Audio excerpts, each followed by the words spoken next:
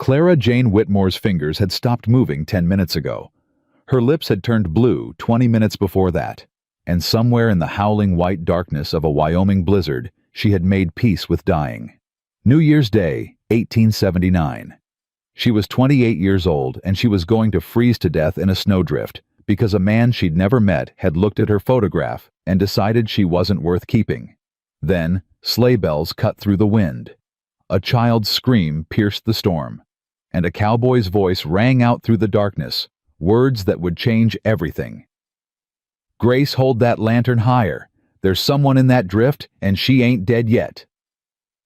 If you want to know how a woman with nothing became everything to a family that needed her just as much as she needed them, stay with me until the end.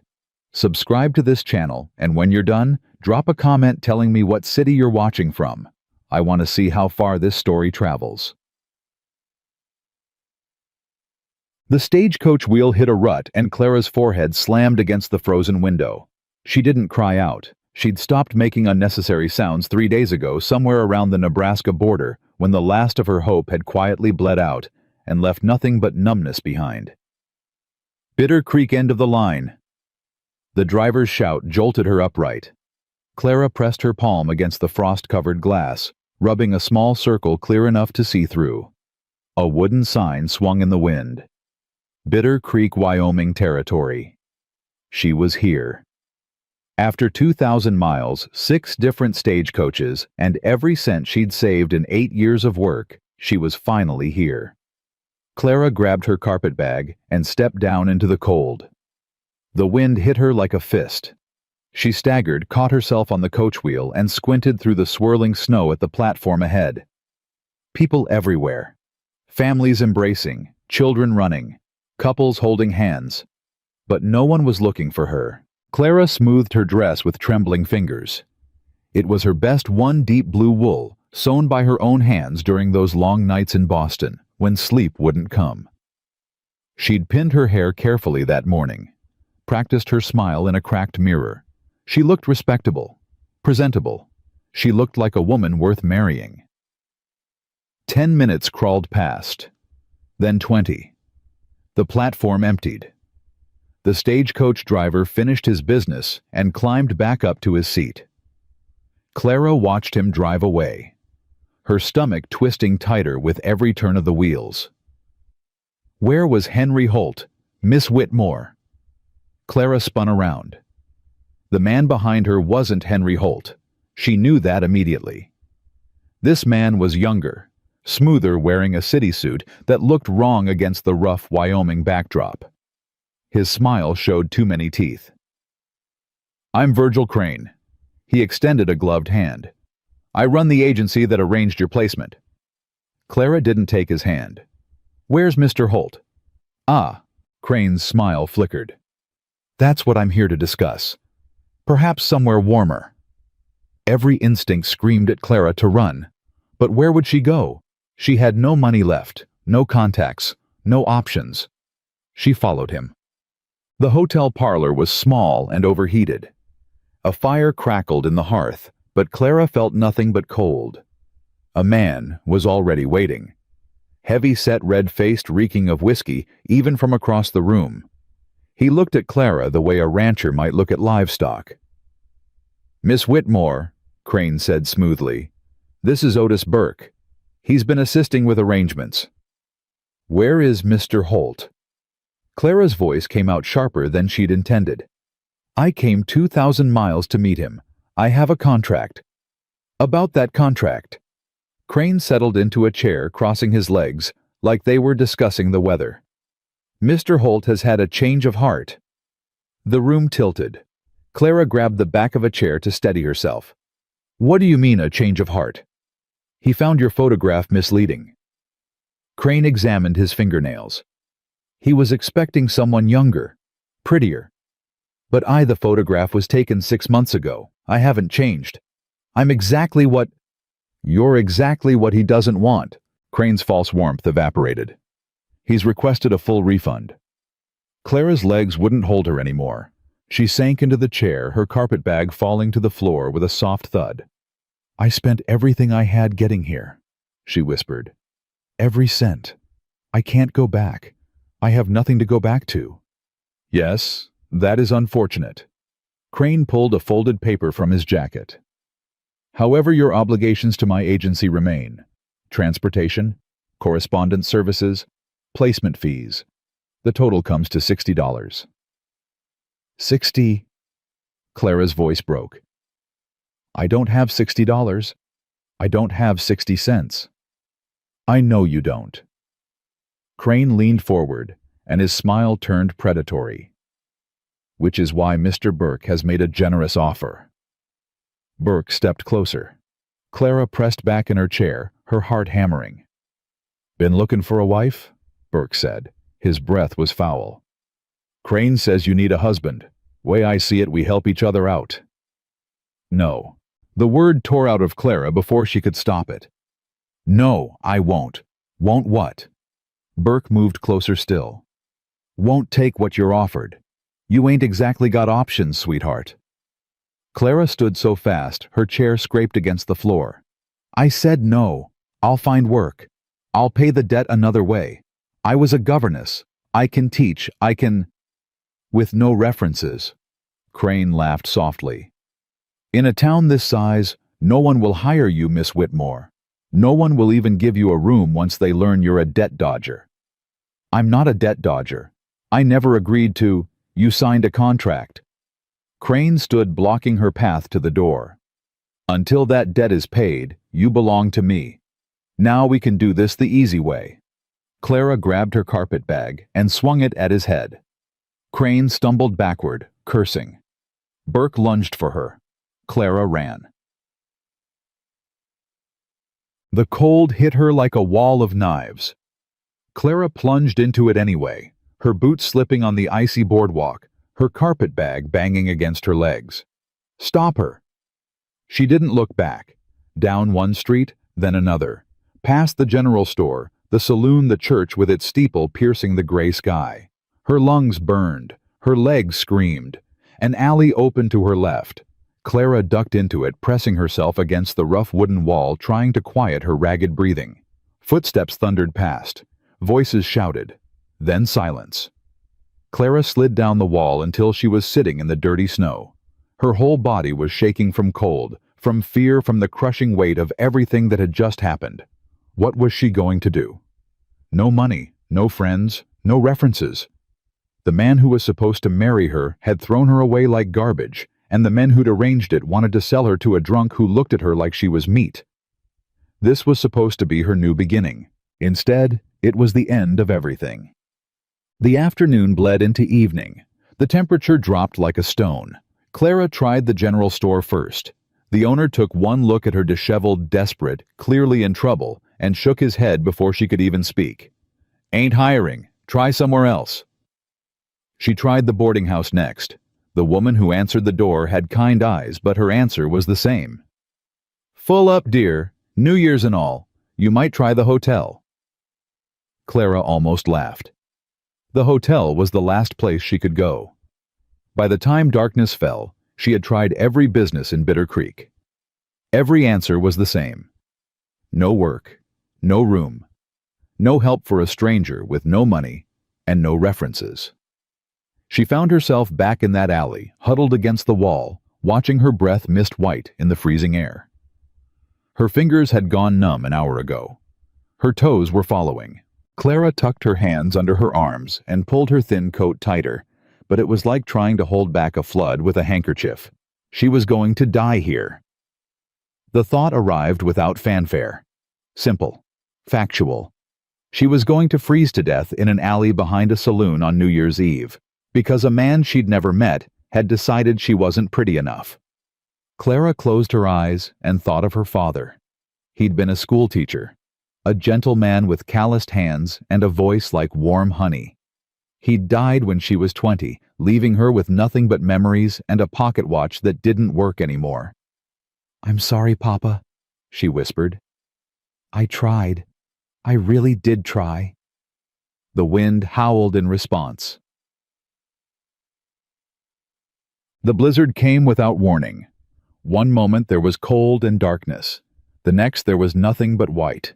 A wall of snow, so thick Clara couldn't see her own hands. The wind screamed. The temperature plummeted. Clara stumbled to her feet. She had to move, had to find shelter, had to. Her foot caught on something. She went down hard, her carpet bag flying, her hands scraping against ice and frozen earth. Get up, she told herself. Get up, get up, get up. But her body wouldn't obey. The cold had stolen everything, her strength, her will, her hope. She lay in the snow and felt it settling over her like a burial shroud. This is it, Clara thought. This is how my story ends.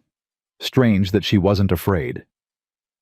After everything, Boston, the agency, the rejection, the running death felt almost kind.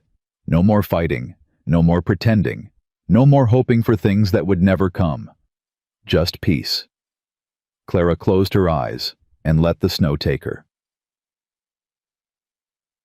Papa, stop the sleigh! Stop! A child's voice, high and frantic, cutting through the wind like a knife. Grace, what in tarnation? There's someone in the snow. I saw a hand. I saw fingers reaching up. Clara heard the words from very far away, from the bottom of a well, from the other side of a dream. That's just a branch, Grace. Sit down before you fall out and... It ain't a branch. It's a person. Papa, please. Sleigh bells jangling, horses snorting, boots crunching through snow. Hannah, hold these reins. Don't let go for nothing. Pa, you can't just... Grace, bring that lantern. Keep it high. Footsteps coming closer. Clara tried to open her eyes, but her lashes were frozen shut. She tried to speak, but her lips wouldn't move. Then hands were on her. Big hands, strong hands, brushing snow from her face. Lord Almighty! A man's voice rough with shock. She's alive. Barely, but she's breathing. I told you, Papa. I told you I saw. You did good, Grace. You did real good. The hands slid under Clara's body, lifting her. Lily, stop squirming and make room. Hannah, give me that blanket, the thick one. Pa, we don't even know who she is. We can't just... We can and we will. Now move. Clara felt herself being laid on something soft. Blankets wrapped around her one after another. A small body pressed against her side, warm and alive. Is she gonna be okay, Papa? The youngest voice, trembling. I don't know, Lily girl, but we're gonna try our damnedest.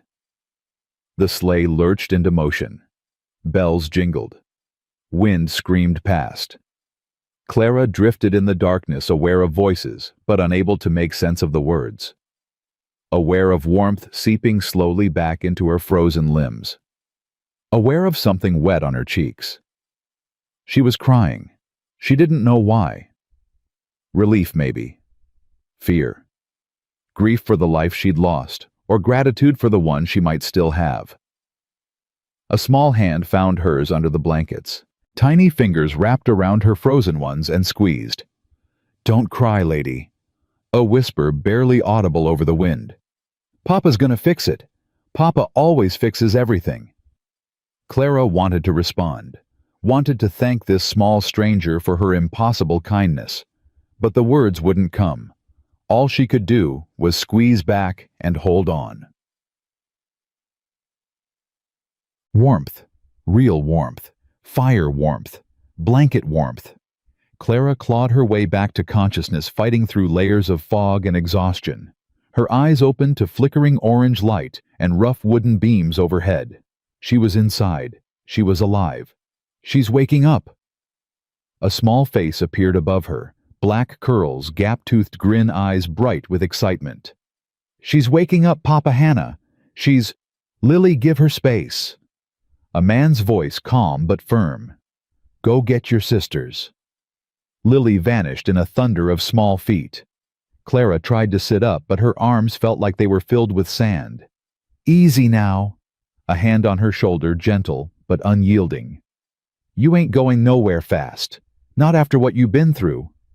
Clara's vision cleared. The man kneeling beside her was tall and broad-shouldered, with dark hair going gray at the temples, and eyes the color of strong coffee. His face was weathered, lined by sun and wind, and years of hard work. He looked like he'd been carved from the Wyoming landscape itself. Where? Her voice came out as a croak. Where am I? Dalton Ranch, about 8 miles outside Bitter Creek. He reached for a cup on the nearby table. Small sips. You're probably thirsty as hell, but take it slow. The water was cool and clean. Clara drank carefully, feeling it slide down her raw throat like mercy. Thank you, she managed. I don't know how to... Don't worry about that now. The man set down the cup and sat back on his heels. Name's Samuel Dalton. Folks call me Sam. You already met Lily, she's the loud one. Grace is the one who spotted you in that drift. Saved your life, she did. And Hannah's the oldest. As if on cue, 3 girls appeared in the doorway. Grace came first. 8 years old, light brown hair, anxious eyes that hadn't left Clara's face since she'd entered the room. She hung back near the wall, watching. Lily pushed past her, bouncing on her toes. She's awake. I told you she'd wake up. Can she talk?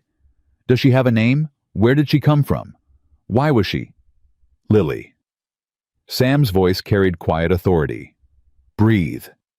Lily clamped both hands over her mouth, but her eyes kept dancing. Hannah was last. 12 years old, honey blonde hair pulled back in a practical braid, arms crossed over her chest. She looked at Clara the way a ranch dog might look at a coyote, wary, suspicious, ready to defend her territory. She shouldn't be here, Hannah said flatly. Hannah, I'm just saying what we're all thinking, Pa. We don't know her. She could be anybody. She could be dead if we'd left her out there. Sam's voice didn't rise, but something in it made Hannah fall silent. She's staying until she's well enough to travel. After that, we'll figure things out. Clara pushed herself up on one elbow. The room spun, then steadied. I don't want to impose, she said. If you could just tell me how to get back to town. In this storm? Sam almost smiled. Ma'am, there's 3 feet of snow out there and more coming. Roads won't be clear for a week, maybe more. You ain't going anywhere. A week? Clara's heart clenched. I can work, she said quickly. I can cook and clean and help with whatever you need. I won't just sit here and be a burden. Ain't nobody calling you a burden. Sam stood, his knees cracking. Right now you rest. Get your strength back. Everything else can wait until morning. He herded his daughters toward the door. Lily went reluctantly, throwing excited glances over her shoulder. Grace followed quietly, her worried eyes lingering on Clara's face. Hannah didn't move. Pa, Sam turned. What? We've been doing fine on our own. Hannah's voice was tight, controlled. We don't need nobody coming in, and that's enough. But Pa, I said enough. Sam's tone left no room for argument. Get your sisters fed and ready for bed. I'll be there directly. Hannah's jaw clenched. She shot Clara one last look, not quite hostile, but far from friendly, and stalked out of the room. Sam sighed. Don't mind Hannah. She's had to grow up fast since her mama passed. She's protective of her sisters, of this family. Takes her a while to warm up to new folks. Her mama? Clara's chest tightened. I'm sorry. I didn't realize. 3 years ago now. Fever took her fast. Sam's voice was steady, but something flickered in his eyes. We've managed since then. Hannah's been a big help, maybe too big. He moved toward the door, then paused. You got a name, ma'am. Seems only fair since you know ours. Clara. Her voice was barely a whisper. Clara Jane Whitmore. Sam nodded once. Rest well, Miss Clara. We'll talk, come morning. The door closed softly behind him. Clara lay back against the pillows, staring at the ceiling, listening to the wind howl outside and the muffled sounds of a family settling in for the night. She was alive. Against all odds, against all logic, she was alive. And tomorrow? Tomorrow she would have to face the truth. Tell these people who she really was, what she'd done, why she'd been left to die in a snowdrift on New Year's Eve. But that was tomorrow. Tonight she was warm. She was safe. She was alive. For now, that would have to be enough. So, Clara slept in fits and starts, her dreams full of snow and screaming wind, and a hand reaching out of the darkness. She woke to gray light filtering through the window and the smell of coffee drifting from somewhere in the house. For a long moment, she just lay there taking stock of her body. Her fingers moved, her toes wiggled. Everything ached, but it was a dull ache now, not the sharp agony of frozen flesh. She was going to live. The door cracked open, and a small face peered through. "She's awake." Lily's voice could probably be heard in the next county. "Papa, she's—" "Lily." Sam's voice patient but weary. "What did I say about yelling? Not to do it in the house." Lily didn't look remotely sorry. "But, Papa, she's awake, and you said I could ask her name when she woke up, and she's awake, so—" "I heard you the first 3 times." Sam appeared behind his daughter, gently steering her out of the doorway. "Miss Clara, there's breakfast if you feel up to walking to the kitchen. If not, I can bring something in." Clara pushed herself upright. Her head swam, but only for a moment. "I can walk." She swung her legs over the side of the bed, then realized she was wearing a nightgown that didn't belong to her. Her cheeks flushed. My clothes—" "Hannah washed and dried them last night. They're on the chair there." Sam tactfully turned away. "Take your time. Breakfast ain't going nowhere." He disappeared down the hallway. Lily's excited chatter fading with him. Clara dressed quickly, her fingers fumbling with buttons that seemed too small for her still clumsy hands. The dress was her blue one, wrinkled now, but clean. Someone had even brushed the dirt from her boots. These people had saved her life, washed her clothes, given her a bed. And she was about to repay them with the truth. The kitchen was warm and bright, filled with the smell of bacon and fresh bread. Sam stood at the stove flipping something in a heavy iron pan. Lily was setting the table with more enthusiasm, then precision forks went flying, spoons clattered to the floor. Grace sat in the corner, a piece of paper in her lap and a stub of charcoal in her hand. She was drawing something, her brow furrowed in concentration. Hannah was nowhere to be seen. "Miss Clara!" Lily abandoned her silverware duties and bounded over. "You're walking. Papa said you might not be able to walk for days and days. But you're walking. Does it hurt? Are you hungry?" "I'm hungry. I'm always hungry. Papa says I eat like a ranch hand." "Lily." Sam's voice carried a warning. "I'm just asking questions." "You're asking 100 questions. Let the woman sit down." Clara couldn't help it. She smiled. It felt strange on her face, like wearing a garment that hadn't fit in years. But Lily's enthusiasm was impossible to resist. "I am hungry," Clara admitted. "And yes, it hurts a little, but I'm much better thanks to all of you." She took a seat at the table. Grace looked up from her drawing, met Clara's eyes for a brief moment, then quickly looked away. "That was very brave what you did," Clara said softly. "Spotting me in that storm. Your father said you saved my life." Grace's cheeks flushed pink. She shook her head, still not looking up. "She don't talk much," Lily supplied helpfully. "She's shy, but she draws real good. Show her Grace. Show her the one you did of the horses. Lily, let your sister be." Sam set a plate in front of Clara. Bacon, eggs, biscuits. More food than she'd seen in days. "Eat up, Miss Clara. You need your strength." Clara ate. She tried to go slowly, tried to mind her manners, but her body had other ideas. Before she knew it, the plate was empty, and she was reaching for a biscuit without thinking. "Sorry," she said, her cheeks burning. It's been a while since—" "Nothing to apologize for." Sam refilled her coffee cup. "A body's got to eat." The back door banged open. Hannah stomped in her boots crusted with snow, her face red from cold. "Horses are fed," she announced. "Chickens, too. Ice on the water troughs thick as my arm had to break it with the axe." "Good girl." Sam nodded approvingly. "Breakfast's ready."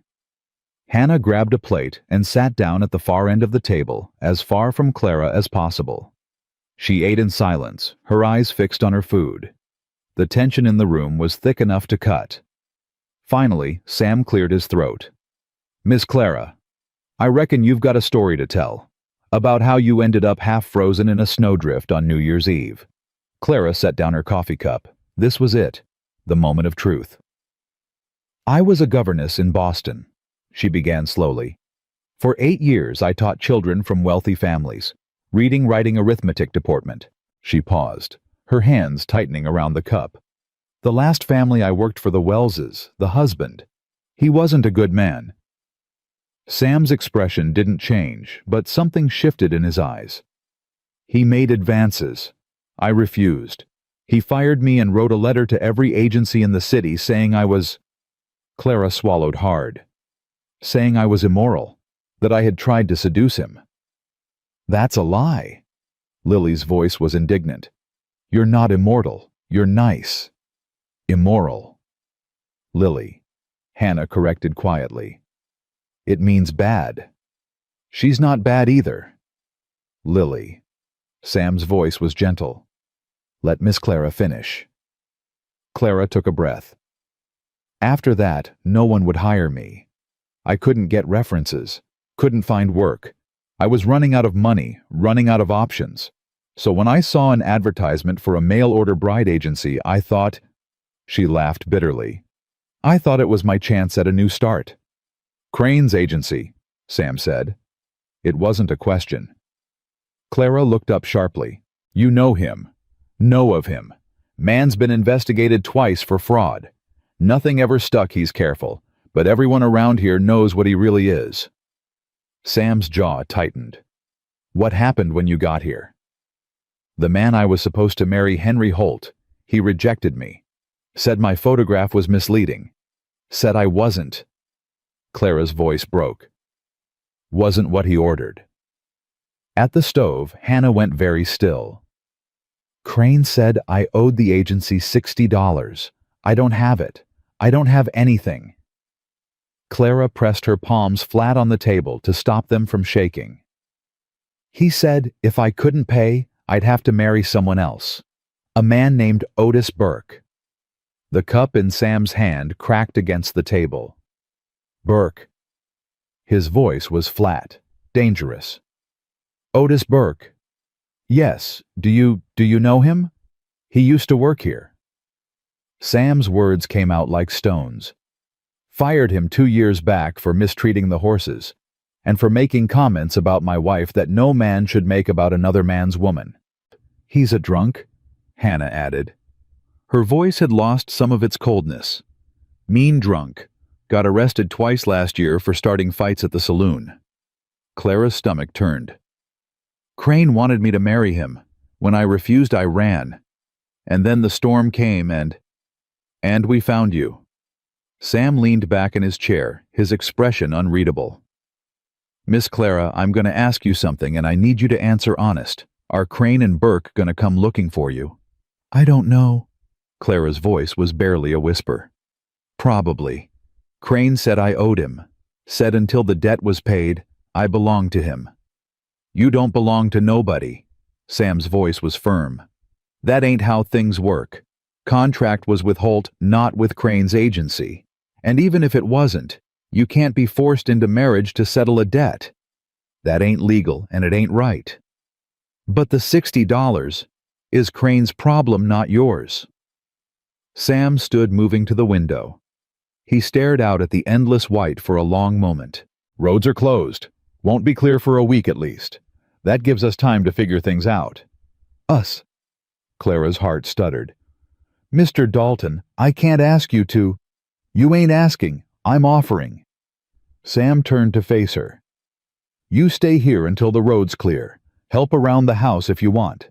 Lord knows we could use it. And when Crane comes calling, because he will, we'll deal with him together." "Pa." Hannah's voice was sharp. "We don't know her.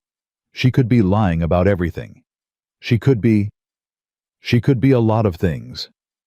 Sam's eyes never left Clara's face. "But I've been reading people my whole life, Hannah.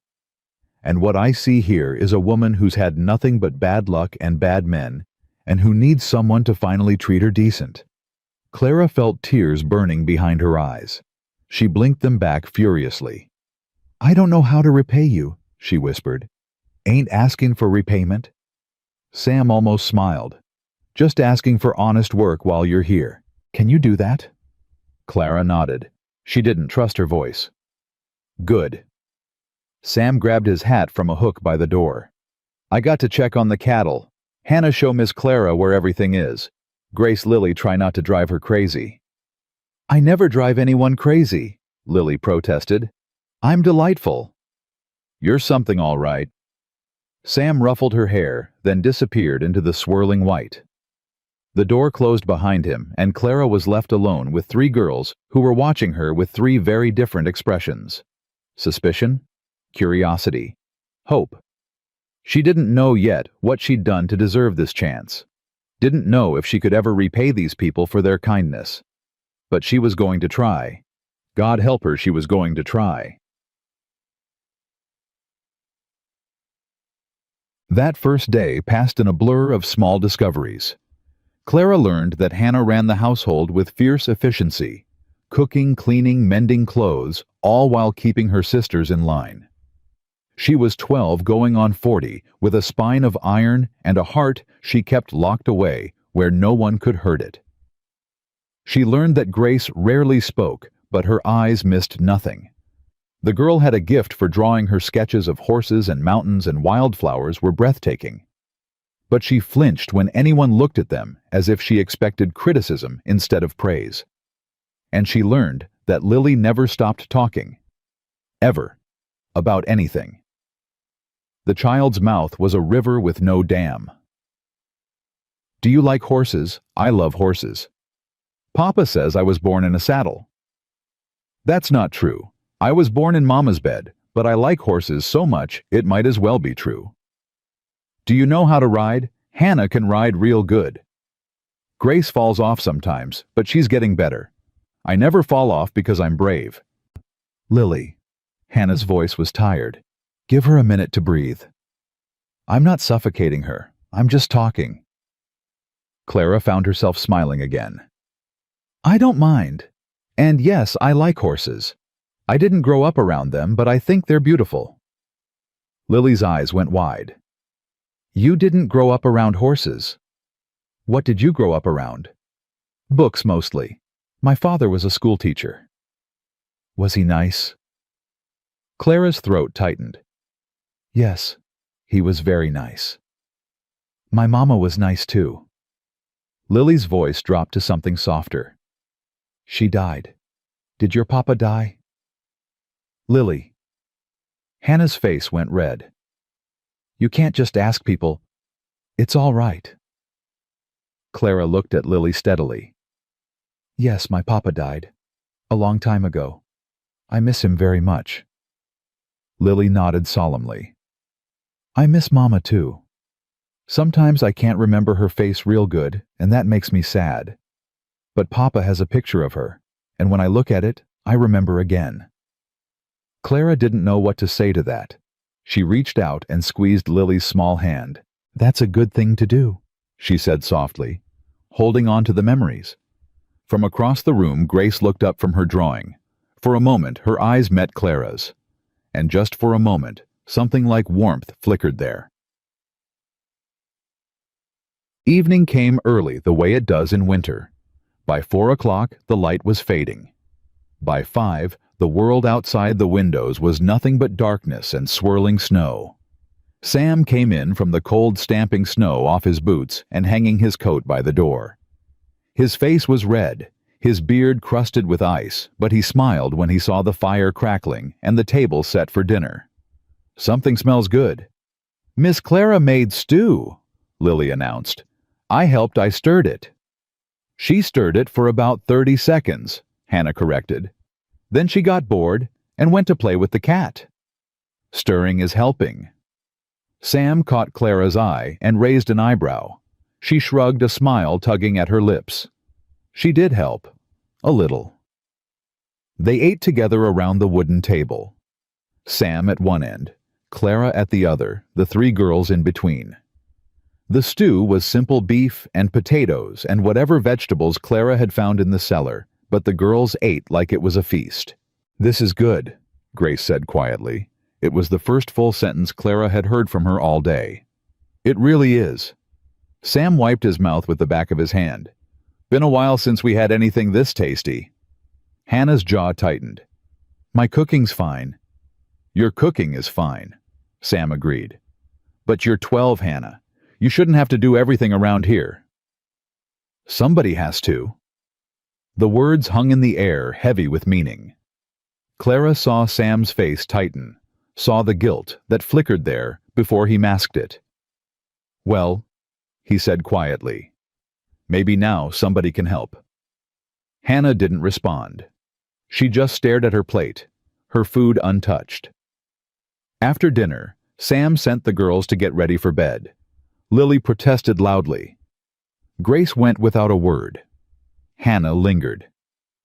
"Pa, can I talk to you?" "Sure thing." Sam glanced at Clara. "Miss Clara, make yourself comfortable. There's tea in the cupboard if you want it." Clara retreated to the sitting room, but she could still hear their voices from the kitchen. "Pa, you can't just let some stranger stay here." Hannah's voice was fierce, desperate. "We don't know anything about her. We know she nearly died. That don't mean we can trust her." "Hannah." Sam's voice dropped low. "What's this really about?" A long pause. When Hannah spoke again, her voice was smaller, younger. "What if she stays? What if she... What if you... What if I what? What if you don't need me anymore?" Clara's chest ached. She pressed her hand against her heart, trying to ease the pressure there. "Hannah." Sam's voice was rough with emotion. "There ain't nothing in this world that could make me not need you. You hear me? You're my daughter. You're my right hand. That don't change just because someone new comes through the door. But Mama, your Mama's been gone 3 years, and every single day I wake up wishing she was still here, but she ain't, and wishing won't change that." A pause.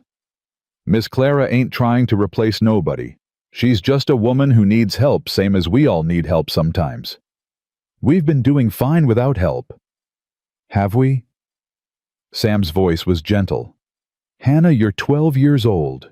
You cook and clean and take care of your sisters and do half the ranch work besides. That ain't fine. That's too much. I should have seen it sooner." Silence. Then so quietly Clara almost missed it. "I don't want to forget her, Pa. I don't want us to forget Mama." "We won't. I promise you we won't." Clara heard the sound of movement, a chair scraping, footsteps. She quickly moved away from the doorway, settling into a chair by the fire, as if she'd been there all along. A moment later, Sam appeared. His eyes were red-rimmed, but his voice was steady. "Girls are getting ready for bed. Hannah's gonna show you to your room, the spare one down the hall. It ain't much, but it's warm and the bed's clean." "Thank you." Clara stood hesitating. "Mr. Dalton?" "Sam, I don't know how to—" "You don't need to say anything." Sam's voice was gruff. "Get some rest. Tomorrow's a new day." He turned and walked away, his shoulders carrying a weight that Clara was only beginning to understand. The spare room was small but comfortable. A narrow bed with a handmade quilt. A dresser with a wash basin. A window looking out at endless white. Clara sat on the edge of the bed, her carpet bag in her lap. Everything she owned was in that bag. 2 dresses. A hairbrush with missing bristles. Her father's pocket watch. Her mother's Bible. A whole life reduced to what she could carry. But she was alive. She had a roof over her head and food in her belly, and people who, for reasons she couldn't understand, had decided to help her. Maybe that was enough. Maybe that was more than she'd had any right to expect. A soft knock at the door made her look up. "Come in." The door opened slowly. Lily stood there in her nightgown, clutching a ragged stuffed rabbit. "I'm supposed to be in bed," she whispered. "But I wanted to say good night." Clara smiled. "Good night, Lily." Lily didn't leave. She stood in the doorway shifting from foot to foot. Miss Clara. Yes. I'm glad you didn't die. The words were so simple, so direct, so absolutely genuine, that Clara felt tears spring to her eyes. I'm glad too, she managed. Lily nodded solemnly. Then she crossed the room, wrapped her small arms around Clara's neck, and squeezed tight. Don't be sad, she whispered. Everything's gonna be okay. Papa always fixes everything. Clara hugged her back, breathing in the scent of soap and childhood innocence. I believe you, she said softly. I believe you. Lily pulled away, smiled her gap-toothed smile, and scampered out the door. Clara listened to her small feet padding down the hall. Listened to Sam's voice, gentle but firm, telling her to get into bed. Listened to the house settling into sleep. Outside, the wind still howled, the snow still fell. But inside Dalton Ranch, Clara Jane Whitmore was warm and safe, and for the first time in longer than she could remember, not alone. She lay back against the pillows and closed her eyes. Tomorrow she would start earning her place here. Tomorrow she would prove to Hannah that she wasn't a threat. Tomorrow she would face whatever came next. But tonight, she would rest. And for the first time in weeks, when sleep finally came, there were no nightmares. Only warmth. Only safety. Only the sound of a child's voice echoing in her heart. Papa always fixes everything. Maybe, Clara thought drowsily, maybe some things could still be fixed. Maybe she could still be fixed. Maybe this frozen beginning was really just the start of something new. The first week at Dalton Ranch passed like water through Clara's fingers, slow and fast all at once, each day blending into the next until she couldn't tell where one ended and another began. She woke before dawn every morning, her body still trained to the rhythms of a governess's life. But instead of dressing children for lessons and preparing schoolrooms, she found herself in the kitchen, learning the particular ways of this household. The stove was temperamental. Sam had warned her about that. She runs hot on the left side, cooler on the right. Martha always said she had a mind of her own. Martha, his dead wife's name spoken carefully, like handling something precious and fragile. Clara learned to work around the stove's moods. She learned where the flour was kept and the sugar and the salt. She learned that Lily would eat anything put in front of her, that Grace preferred her eggs soft, and that Hannah would rather starve than admit she liked something Clara had made. But she ate it anyway, every last bite. That was something. On the third morning, Clara came into the kitchen to find Grace already there, sitting at the table with her paper and charcoal. The girl looked up, startled, like a deer caught in lantern light. I'm sorry, Grace whispered. I didn't mean to. I can go. Stay. Clara kept her voice soft. Please, I'd like the company. Grace hesitated, then slowly settled back into her chair. She bent over her paper, her charcoal moving in quick, nervous strokes. Clara went about her work, quietly giving the girl space. She stirred the oatmeal, sliced bread, put coffee on to boil. That's beautiful. The words slipped out before Clara could stop them. Grace had turned her paper slightly, and Clara caught a glimpse of the drawing a horse captured mid-gallop, its mane streaming like water in the wind. Grace's hand flew to cover it. It's not finished. It's still beautiful. Clara crouched down beside her, careful not to crowd. May I see? For a long moment Grace didn't move. Then slowly she lifted her hand. The drawing was more than beautiful. It was alive. Every line showed movement, energy, spirit. The horse seemed ready to leap off the page and thunder across the plains. Grace, Clara's voice was hushed. This is extraordinary. Where did you learn to draw like this? Nowhere. Grace's voice was barely audible. I see things. In my head. And I try to put them on paper. You do more than try. You succeed. Clara sat back on her heels. Does your father know how talented you are? Grace shook her head quickly. Papa's busy. He's got the ranch and us girls and he don't need to worry about silly drawings. They're not silly. Hannah says they are. Grace's voice dropped even lower. She says I should spend less time with paper and more time learning useful things, like cooking and mending and taking care of the house. Clara felt a flash of irritation followed quickly by understanding. Hannah was 12 years old, carrying the weight of a household on her narrow shoulders. Of course, she resented anything that looked like wasted time. "Can I tell you something?" Clara asked. Grace nodded. "When I was a governess, I taught many children from wealthy families.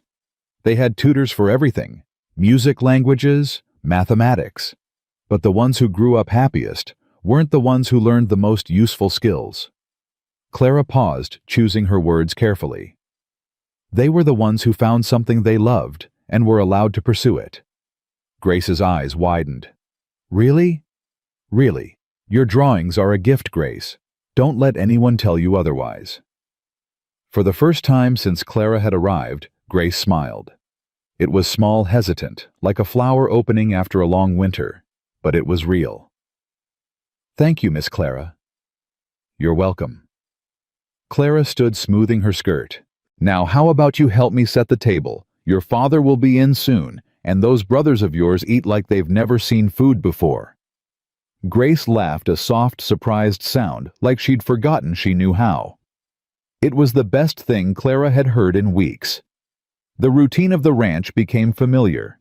Sam rose before dawn to tend the animals, his boots crunching through snow that seemed to never stop falling.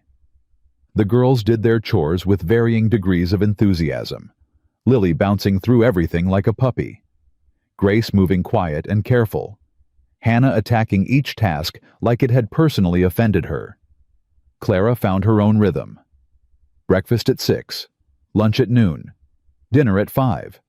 Between meals, there was always something to do: mending, cleaning, organizing, cooking. The ranch house had been maintained, but there were gaps. Corners that hadn't been dusted. Shelves that hadn't been organized. Small repairs that had been put off until they'd become invisible. Clara tackled them one by one. On the 5th day, she reorganized the pantry. On the 6th, she mended a mountain of clothes that had been piling up in a basket for God knew how long. On the 7th, she scrubbed the kitchen floor until it shone. Hannah watched all of this with narrowed eyes. "You don't have to do all that," she said finally on the evening of the 7th day. "We've been getting by fine." Clara straightened, pressing a hand to her aching back. "I know you have. You've done an incredible job keeping this household running." Hannah's chin lifted. "Then why are you changing everything?" "I'm not trying to change everything. I'm trying to help." Clara chose her next words carefully. "Hannah, you've been carrying a load that would break most grown women. I'm not here to take over. I'm here to share the weight." "We don't need... Everyone needs help sometimes." Clara's voice was gentle but firm. "Even the strongest people. Even you." Hannah's jaw worked. For a moment, Clara thought she might argue, might storm off the way she did whenever the conversation got too close to something tender. Instead, she said, "The bread you made yesterday. It was good." Then she turned and walked away, her back straight and her shoulders stiff. But Clara smiled anyway. Coming from Hannah, that was practically a declaration of love. The storm finally broke on the 8th day. Clara woke to silence, no howling wind, no rattling windows, and for a moment she thought something was wrong. Then she pulled back the curtain and saw it. Blue sky. Actual blue sky, stretching endless and clear above a world buried in white. The sun hit the snow and turned everything to diamonds. It stopped. Lily's shriek could probably be heard in the next territory. "Papa! Papa, the storm stopped! Can we go outside? Can we build a snowman? Can we—" "Lily!" Sam's voice was patient, but weary. "The sun's barely up. Give a man a minute to drink his coffee." Clara dressed quickly and made her way to the kitchen. Sam was already there, standing by the window with a cup in his hands, staring out at the transformed landscape. "Beautiful, isn't it?" Clara said softly. Sam nodded. Martha always loved the first clear day after a big storm. Said it was like the world had been washed clean. Clara stood beside him, following his gaze. The snow stretched unbroken to the horizon, glittering in the early light. The roads will be passable in a few days, Sam said. Maybe sooner if the temperature holds. Clara's stomach tightened. The roads being passable meant she could leave. It also meant Crane could come. Sam. She turned to face him. I need to know what you're planning. About Crane, about Burke. I won't put your family in danger. You ain't putting anyone in danger. Sam's voice was steady. Crane and Burke, they're bullies. They prey on people who can't fight back. But you ain't alone anymore, Clara. And bullies don't do so well when their victims have friends. But the money is Crane's problem. Sam set down his coffee cup. I talked to Sheriff Hayes before the storm hit. Told him what happened, what Crane tried to do. Hayes ain't a fan of Crane, nobody decent is. He said if Crane tries anything, he'll have the full weight of the law on his side. Clara wanted to believe him. She wanted to believe that it could be that simple, that Crane would back down, that Burke would stay away, that this nightmare would just end. But she'd been disappointed too many times to trust hope. And if the law isn't enough? She asked quietly. Sam's eyes met hers. Something hard flickered there, something she hadn't seen before. Then I'll handle it myself. The words weren't a threat. They were a promise. And Clara realized with a start that she believed him. Thank you, she whispered. Sam nodded once, then turned back to the window. Storm's over. That means work. I need to check on the cattle, see what damage the cold did. You good here with the girls? I'm good. He grabbed his coat and hat and headed for the door. Then he paused his hand on the latch. Clara. Yes. You did good this week. With the house, with the girls. He didn't turn around. With everything. Then he was gone, the door closing softly behind him. Clara stood alone in the kitchen, the warmth of his words settling around her like a blanket. She'd done good.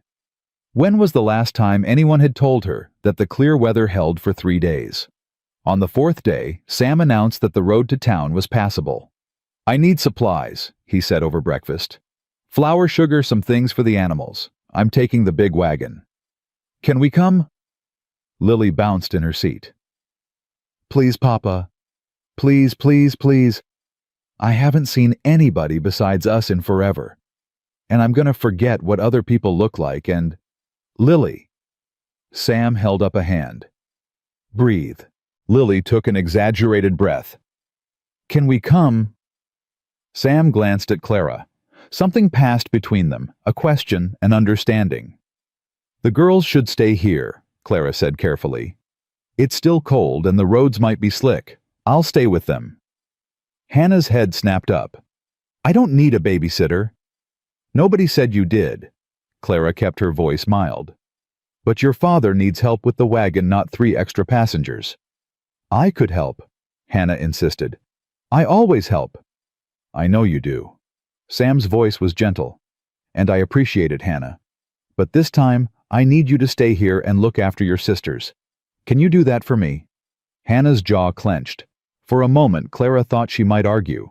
But then she nodded stiffly. Yes, sir. Sam stood gathering his coat and hat. At the door he paused and looked back at Clara. I should be back by nightfall. If I'm not, I know where the rifle is. A ghost of a smile crossed his face. Good. Then he was gone. Clara turned to find 3 pairs of eyes watching her. Well, she said brightly, what should we do today? Lily's hand shot up. Snowman. Grace whispered something too quiet to hear. Hannah just glared. Clara smiled. Let's start with breakfast. Then we'll see. The morning passed peacefully enough. Lily got her snowman, a lopsided creature with stick arms and a carrot nose that she declared the most beautiful snowman in all of Wyoming. Grace sat on the porch with her paper and charcoal sketching the white landscape with quick, sure strokes.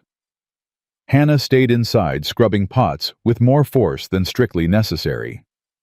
Clara let her be. Some walls took time to crumble. It was just past noon when they heard the horses. Clara was in the kitchen preparing lunch when the sound reached her. Hoofbeats coming fast. Too fast for a casual visitor. Her hands stilled on the knife she was holding. "Girls." She kept her voice calm. "Go upstairs." "But I'm hungry," Lily protested. "You said lunch was almost—" "Now, Lily." Something in Clara's tone must have reached her because Lily stopped bouncing. Grace had already risen from her chair, her face pale. "What's wrong?" Hannah appeared in the doorway, her hands still wet from dishwater. "Why do we have to—" "Hannah." Clara met her eyes. "Take your sisters upstairs. Lock the door. Don't come out until I say it's safe." Hannah's face went white, but she didn't argue. She grabbed Lily's hand and reached for Grace. "Come on." "But, come on." Clara heard their feet pounding up the stairs, heard the door slam, heard the lock click into place. She walked to the window and looked out. 2 riders were coming up the drive. Even from a distance, she recognized them. Virgil Crane, Otis Burke. Clara's heart hammered against her ribs. Her hands were shaking, but she made herself walk to the pantry, made herself take down the rifle Sam had shown her, made herself check that it was loaded. She'd never fired a gun in her life. But she'd learned things in the past week. Things about herself she hadn't known before. She would not let these men hurt this family. She would not. The riders stopped about 20 yards from the house. Crane dismounted, first, his movements smooth and confident. Burke followed, nearly falling as he swung down from his horse. Drunk. Of course he was drunk. Clara stepped onto the porch, the rifle held across her body. "Miss Whitmore." Crane's voice carried the same oily charm she remembered from Bitter Creek. "I've been looking for you." "You found me." Clara's voice was steadier than she felt.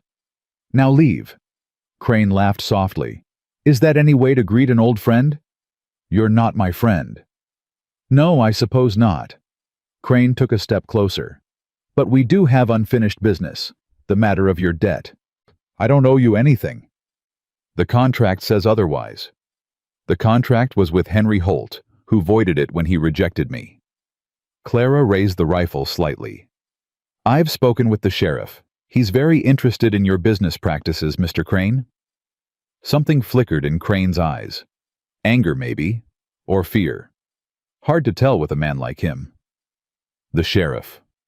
Crane's voice dripped contempt. "A small-town lawman with delusions of authority. He can't touch me, Miss Whitmore. My business is perfectly legal." "Is it?" Clara's hands were sweating against the rifle stock. "What about the women you've trapped, the ones you forced into marriages with men like him?" She jerked her chin toward Burke. Burke stepped forward, his face flushed. "You watch your mouth, woman. You belong to me. Crane said so." "I don't belong to anyone." Clara's finger found the trigger. "And if you take one more step, I'll prove it." Burke stopped. He looked at the rifle, then at Clara's face. Whatever he saw there made him hesitate. "She's bluffing," Crane said smoothly. "A Boston governess with a rifle. She probably doesn't even know how to—" Clara aimed at the ground near Crane's feet and fired. The shot was deafening. Snow exploded in a white spray. Crane stumbled backward, his carefully composed face finally cracking. "The next one won't miss," Clara said. Her ears were ringing, her shoulder aching from the recoil, but her voice didn't waver. "Leave. Now!" Crane's mask slipped fully. The charming businessman vanished, replaced by something cold and ugly. "You'll regret this," he snarled. "You think you're safe here. You think Dalton can protect you. He's one man with a ranch to run and 3 children to raise. He doesn't have time to play guardian to some cast-off mail-order bride." "That's where you're wrong." The voice came from behind the barn. Clara's heart leaped. Sam stepped into view, his own rifle trained on Crane. He must have seen them from the road and circled back. Sam Dalton. Crane's voice turned smooth again, though his face remained tight. This doesn't concern you. It does when you threaten someone on my property. Sam moved closer, his eyes never leaving Crane. I believe the lady asked you to leave. The lady owes me $60. The lady doesn't owe you a damn thing. Sam's voice was flat and cold. That contract was with Holt, and Holt voided it. You know it. I know it. The sheriff knows it. You're just hoping nobody calls your bluff. I'm not bluffing. Neither am I. Sam raised his rifle to his shoulder. You've got 30 seconds to get off my land. After that I start shooting. Crane's eyes darted between Sam and Clara. Burke was already backing toward his horse, his earlier bravado evaporating like morning mist. This isn't over, Crane said. Yeah, it is. Sam's finger tightened on the trigger. 20 seconds. Crane mounted his horse. Burke was already in the saddle, kicking his mount into motion. You'll see, Crane called back as they rode away. Both of you. You'll see what happens when you cross Virgil Crane. Sam didn't lower his rifle until they were out of sight. Then he turned to Clara, and she saw something in his eyes that made her breath catch. Fear. He'd been afraid. Afraid for her. Are you hurt? He was beside her in 3 long strides, his hands reaching for her shoulders. Clara, are you? I'm fine. Her voice cracked. I'm fine. The rifle slipped from her hands. Her knees buckled. Sam caught her. Easy. His voice was rough. I've got you. You're all right. Clara pressed her face against his chest and let the shaking take her. All the fear she'd been holding back came flooding out, the terror of those few minutes alone, facing 2 men who wanted to hurt her, not knowing if she could protect herself or the girls or anyone. You did good. Sam's hand moved to her hair, stroking gently. Clara, you did so good. You were so brave. I was terrified. That's what brave is. His arms tightened around her. Being terrified and doing it anyway. They stood there for a long moment, Clara trembling in his arms, Sam holding her like she was something precious that might shatter. Then from the upstairs window came Lily's voice, high and excited. Miss Clara shot at the bad men. Did you see Papa? Did you see? Clara laughed. It came out wet and shaky, but it was real. I should go to them, she said, pulling back reluctantly. They must be frightened. Go. Sam released her, but his eyes stayed on her face. I'll put the horses up and be in directly. Clara turned toward the house, then paused. Sam? Yeah. Thank you. For coming back when you did. His jaw tightened. I should have been here sooner. Should have known Crane wouldn't let things lie. You couldn't have known. I should have. He shook his head. Go on, the girls need you. Clara climbed the porch steps and went inside. Upstairs, she could hear Lily chattering and Grace's quiet murmurs, and Hannah's sharp voice trying to restore order. Her family. The thought stopped her cold. No, not her family.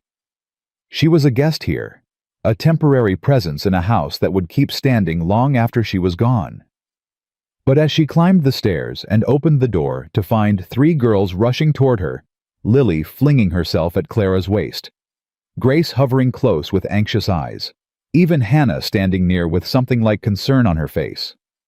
Clara wondered if maybe, just maybe, temporary things could become permanent. If maybe broken people could find their way to wholeness. If maybe she'd finally found a place where she belonged. That night, after the girls were in bed and the house was quiet, Clara found Sam on the porch. He was sitting in the old rocking chair, staring out at the snow-covered fields. The moon was full, casting everything in silver light. Clara sat in the chair beside him. For a long moment, neither of them spoke. Thank you, she finally said, for what you did today, for everything you've done. You don't have to keep thanking me. Yes, I do. Clara turned to face him. Sam, you saved my life. You gave me a home when I had nothing. You stood between me and men who wanted to hurt me. I don't know how I'll ever—" "Stop." Sam's voice was quiet but firm. "You don't owe me anything, Clara. Not thanks, not gratitude, not obligation. What I'm doing isn't because I expect something in return." "Then why?" The question hung in the cold air. Sam was silent for a long time. When he finally spoke, his voice was rough. "Because I know what it's like to feel alone, to lose everything, and wonder if there's any point in going on." His eyes stayed fixed on the horizon. "When Martha died, I wanted to die too. I'd lost my wife and my children had lost their mother, and I couldn't see how anything would ever be right again." Clara's throat tightened. "But I kept going," Sam continued. "Because of the girls. Because they needed me. And slowly, day by day, the weight got a little lighter. Not gone. Never gone. But lighter." He finally turned to look at her. "When I saw you in that drift, I saw someone at the end of their rope. Someone who'd given up. And I thought, maybe I could do for you what the girls did for me. Give you a reason to keep fighting." Clara felt tears sliding down her cheeks. She didn't wipe them away. "You did," she whispered. "You gave me that." "Good." Sam's voice cracked on the word. That's good." They sat in silence as the moon rose higher and the temperature dropped and the stars wheeled overhead. And Clara thought about endings and beginnings and how sometimes the worst moments of your life could lead you exactly where you needed to be. "Sam?" "Yeah. I'd like to stay. Not just until the roads are clear, not just until Crane gives up." She took a breath. "I'd like to stay as long as you'll have me." Sam turned to look at her. In the moonlight, his face was unreadable. "Clara, I'm not asking for anything you're not ready to give," she said quickly. "I know we barely know each other. I know there are 100 reasons why this doesn't make sense, but I feel more at home here in 2 weeks than I've felt anywhere in 10 years, and I think maybe I could be useful. Maybe I could help. Maybe—" "Clara." Sam's hand found hers in the darkness. His fingers were rough and warm. "Yes."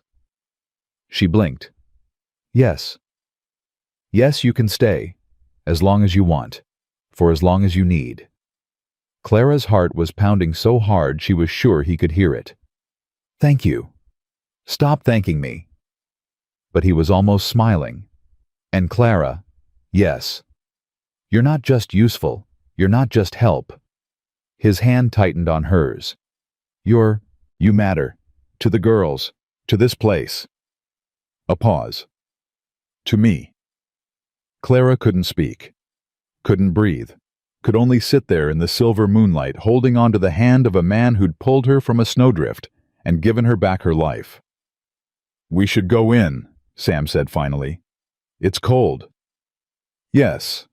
But neither of them moved. Not yet. They sat together on that porch, watching the stars, and for the first time since she'd arrived in Wyoming, Clara let herself hope. Not for safety. Not for survival.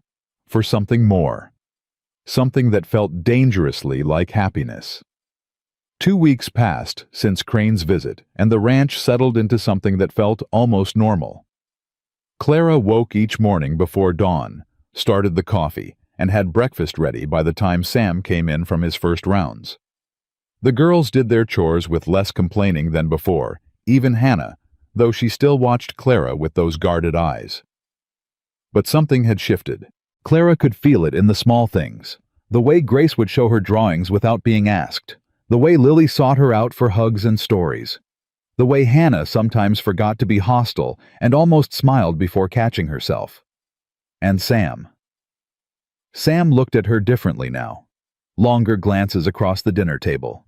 His hand brushing hers when she passed him coffee. The way he said her name softer than before, like it meant something. Clara tried not to read too much into it. Tried not to let hope run away with her heart. She'd been disappointed too many times. But still, when their eyes met across the kitchen, and he smiled that quiet smile, she felt something warm bloom in her chest. It was a Thursday morning when everything changed. Clara was kneading bread dough, her arms aching in that good way that came from honest work when Lily burst through the back door. Miss Clara, come quick!" Clara's hands stilled. "What's wrong?" "It's Hannah." Lily's face was pale, her eyes wide. "She fell in the barn. She's crying, and she won't get up, and there's blood and—" Clara was moving before Lily finished speaking. She found Hannah in the horse stall, crumpled against the wall, her face twisted in pain. Blood soaked through her sleeve, dark and spreading. "Hannah!" Clara dropped to her knees beside her. "What happened?" "Stupid horse." Hannah's voice was thin-strained. "Spooked and knocked me into the rail. I tried to catch myself, but—" She held up her arm. A deep gash ran from her elbow to her wrist, the edges ragged and angry. Clara's stomach lurched, but she kept her voice calm. "Grace, go get clean cloths from the kitchen, the ones in the drawer by the stove. Lily, find your father. He's in the north pasture. Go now." Both girls ran. "It's bad, isn't it?" Hannah's voice shook. She was trying to be brave, but Clara could see the fear in her eyes. "I can't feel my fingers right. Something's wrong." "Let me see." Clara gently took Hannah's arm, examining the wound. It was deep, too deep. She could see muscle beneath the torn skin. This needed a doctor. "We need to get you to the house," Clara said. "Can you stand?" "I think so." Clara helped her up, keeping pressure on the wound with her own hand. Hannah leaned against her, her face gray. "I'm sorry," Hannah whispered. "Don't be sorry. Accidents happen." "No, I mean—" Hannah stumbled, and Clara caught her weight. "I mean, I'm sorry for how I've been. For being mean to you. For—" "Hannah." Clara stopped turning to face her. "We can talk about that later. Right now I need you to focus on walking. Can you do that?" Hannah nodded, her jaw tight. They made it to the house just as Sam came running from the north pasture, Lily clinging to his back. "What happened?" His voice was sharp with fear. "Hannah, let me see." "It's deep," Clara said quickly. "She needs a doctor." Sam's face went white when he saw the wound, but his hands were steady as he examined it. "She's right. This needs stitching, and I ain't got the skill for it." He looked at Clara. "I'll take her to town. Doc Morrison's been the physician there for 20 years. He'll fix her up." "I'll come with you." "No." Sam shook his head. "Someone needs to stay with Grace and Lily. They're scared." Clara wanted to argue, but she looked at Grace, standing in the doorway, her face pale, and Lily hiding behind her sister's skirt, and she knew he was right. "Go," she said. "Hurry." Sam lifted Hannah into his arms like she weighed nothing. "I'll be back as soon as I can." "Papa?" Hannah's voice was small. "I'm scared." "I know, baby girl."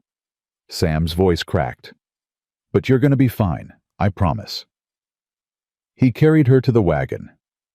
Clara watched them go, her heart in her throat, until they disappeared down the road. Then she turned to the two girls still standing in the doorway. "Come inside," she said gently.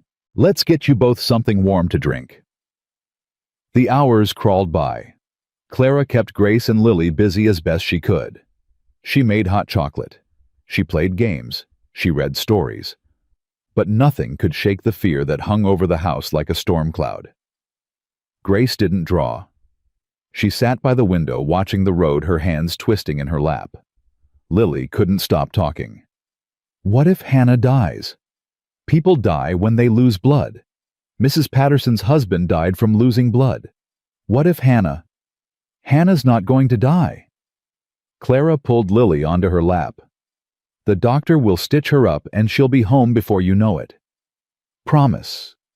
Clara hesitated. She didn't want to make promises she couldn't keep. "I promise your father is doing everything he can," she said finally. "And that's what matters." Lily buried her face in Clara's shoulder. I don't want Hannah to die. I know she's bossy and mean sometimes, but I don't want her to die. She's not going to die, sweetheart. But Mama died. The words hit Clara like a blow. That was different, she said softly. Your mama was sick. Hannah's just hurt. It's not the same thing. How do you know? Clara didn't have an answer for that. She just held Lily tighter and prayed she was right. It was nearly dark when the wagon finally appeared on the road. Grace saw it first. They're back. All three of them rushed to the porch. Clara's heart was pounding so hard she could barely breathe. Sam pulled the wagon up to the house and climbed down. His face was exhausted, but he was smiling. She's gonna be fine, he said. Doc stitched her up good. Said she was lucky another inch deeper and she might have lost use of her hand. Clara's knees went weak with relief. Where is she? Sleeping in the back. Doc gave her something for the pain. She'll be out for a while. Sam lifted Hannah from the wagon. She was pale, her arm wrapped in clean white bandages, but she was breathing steadily. Let me help. Clara moved to open the door, holding it wide, as Sam carried his daughter inside. They settled Hannah in her bed. Grace and Lily crowded close, their faces anxious. Can I stay with her? Lily asked. I'll be quiet, I promise. Sam hesitated, then nodded. Just for a little while. And quiet means quiet, Lily. Not your version of quiet. I know the difference. Do you? Despite everything, Lily almost smiled. Sam ushered the other girls out and closed the door. In the hallway, he leaned against the wall and let out a long breath. That was the longest ride of my life, he said quietly. I can imagine. Clara touched his arm. Are you all right? Am now. His hand covered hers. Thank you. For keeping the girls calm. For being here. I didn't do much. You did everything. His eyes met hers. Clara, I don't know what we would have done without you. Clara's throat tightened. You would have managed. You've been managing for 3 years. Managing ain't the same as living. Sam's voice was rough. Before you came, we were just surviving, going through the motions. But now, he shook his head. Now it feels different. Better. Like maybe we're not just surviving anymore. Clara didn't know what to say. Didn't know if she could speak without crying. So she just squeezed his hand and hoped he understood. Hannah woke the next morning groggy and sore, but very much alive. Clara brought her breakfast in bed, soft eggs, toast, and tea. Hannah looked at the tray, then at Clara, and something crumbled in her expression. You didn't have to do this. I wanted to. Clara set the tray on Hannah's lap. How are you feeling? Like I got kicked by a horse. Hannah tried to smile, but it wobbled. Miss Clara? Yes. I'm sorry. The words came out in a rush. For being so awful to you. For making you feel unwelcome. For... Hannah. Let me finish. Please. Hannah's eyes were bright with unshed tears. When you first came, I was so scared. I thought you were going to take over, take my place. I've been taking care of this family since Mama died. It's all I know how to do. And I thought if you came in and did everything better, then Papa wouldn't need me anymore. Clara's heart broke. Oh, Hannah. She sat on the edge of the bed and took the girl's uninjured hand. That's not how it works. Your father will always need you. You're his daughter. Nothing can change that. But you do everything better than me. Hannah's voice cracked. The cooking, the cleaning, taking care of Grace and Lily. I've been trying so hard for 3 years, and you just came in and... Stop. Clara's voice was firm but gentle. Hannah, listen to me. You've been doing a job that most grown women couldn't handle. You've been mother and sister and helper all at once, and you've been doing it since you were 9 years old. That's not something to be ashamed of. That's something to be proud of. Then why does it feel like I failed? Because you're 12. Clara squeezed her hand. You're not supposed to carry this weight alone. Nobody is. And asking for help, accepting help, isn't failure. It's wisdom. Hannah stared at her for a long moment. Then slowly she started to cry. Not the angry tears Clara had seen before.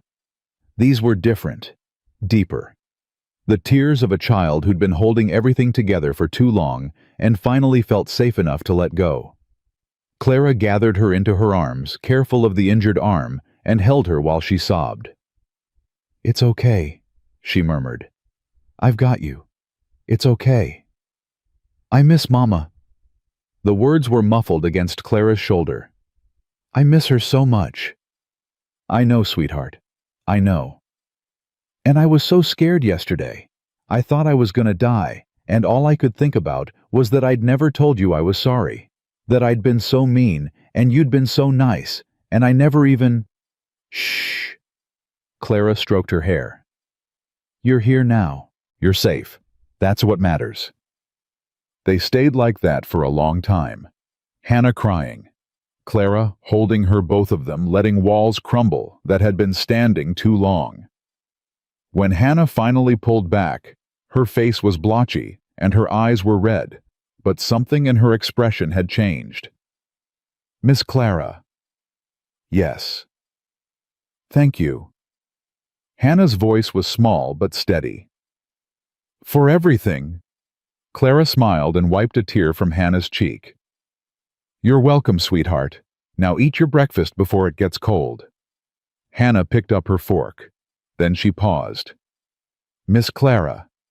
"Yes." Maybe I could help you in the kitchen sometime. When my arm's better. I mean, you don't have to teach me or anything, but I thought I'd love that." Clara's heart swelled. "I'd really love that." For the first time since Clara had arrived, Hannah smiled at her. A real smile, warm and genuine. "Okay." Hannah ducked her head, suddenly shy. "Okay, good." Clara left her to her breakfast and closed the door softly behind her. In the hallway she found Sam waiting. "How is she?" he asked. "Better." Clara smiled. "Much better." Something flickered in Sam's eyes. "Clara, I need to tell you something." "What is it?" He took a breath. "I went into town again this morning to check on some things." "What things?" "Crane things." Sam's jaw tightened. "I talked to Sheriff Hayes. Turns out Crane's been busy since his visit here. He's been spreading lies about you in town, saying you're a thief, that you stole money from his agency and ran off." Clara's stomach dropped. "What?" "It's all nonsense, of course. Hayes knows it. Everyone who matters knows it. But Crane's been putting pressure on the judge, filing papers, making noise about taking you to court." "Can he do that?" "He can try." Sam's voice was hard. "But he won't succeed. Hayes showed me the papers Crane filed. They're full of holes, dates that don't match up, claims that can't be verified. The judge took one look and threw the whole thing out." Relief flooded through Clara. "So it's over." "Not quite." Sam hesitated. "There's more." "More." "Crane's leaving town, packing up his whole operation and heading somewhere else. California, maybe. Somewhere nobody knows his name or his reputation." Clara blinked. "He's leaving?" "Hayes made it clear he wasn't welcome here anymore. Said if Crane didn't leave voluntarily, he'd find reasons to make him leave." Sam almost smiled. "Turns out a lot of people in Bitter Creek have stories about Crane. Women he's cheated, men he's swindled. Once Hayes started digging, it all came pouring out." Clara sat down heavily on the nearest chair. Her legs wouldn't hold her anymore. "It's really over," she whispered. "It's really over." Sam crouched down in front of her, taking her hands. "You're free, Clara. No debts, no contracts, no men coming after you in the night. You can go anywhere you want, do anything you want." Clara looked at him. At this man who'd saved her life, given her a home, fought for her when no one else would. What if what I want is to stay right here? Sam's breath caught. Clara, I know it's not proper. I know people will talk. A woman living with a widower and his children, it's not done. But I don't care about proper anymore, Sam. I spent my whole life trying to be proper and respectable, and it got me nothing but heartache. She squeezed his hands, her voice fierce. I want to stay. I want to help raise your daughters. I want to wake up every morning in this house and go to sleep every night, knowing I'm exactly where I belong. If that's not something you want, tell me now, and I'll go. I'll find somewhere else. But if there's even a chance... Clara. Sam's voice was rough. Stop talking. She stopped. He pulled her to her feet and cupped her face in his hands. His eyes were bright, intense, looking at her like she was the most precious thing he'd ever seen. I love you, he said. The words hit Clara like a thunderbolt. What? I love you. Sam laughed, the sound raw and wondering. I've been trying not to, telling myself it was too soon, too fast, too everything, but I can't help it. You came into this house like a storm and you changed everything, and now I can't imagine my life without you in it. Clara couldn't breathe, couldn't think, could only stare at this man who was looking at her like she was his whole world. Say something, Sam said. Please. I love you too. The words came out on a sob. Clara laughed and cried at the same time, tears streaming down her face. I love you too, Sam Dalton. I think I have since the moment you pulled me out of that snowdrift. Sam kissed her. It was gentle and fierce all at once, tender and desperate, a promise and a question answered in the same breath. When they finally pulled apart, Clara was shaking. What do we do now? She whispered. Now? Sam smiled, and it was like watching the sunrise. Now we tell the girls, and then we start building something. Together. Together! Clara tried the word out. It felt like hope, like home. Miss Clara Papa. They turned to find 3 girls standing in the hallway. Hannah was leaning on Grace for support, her injured arm cradled against her chest. Lily was bouncing on her toes, barely containing her excitement. Are you getting married? Lily demanded.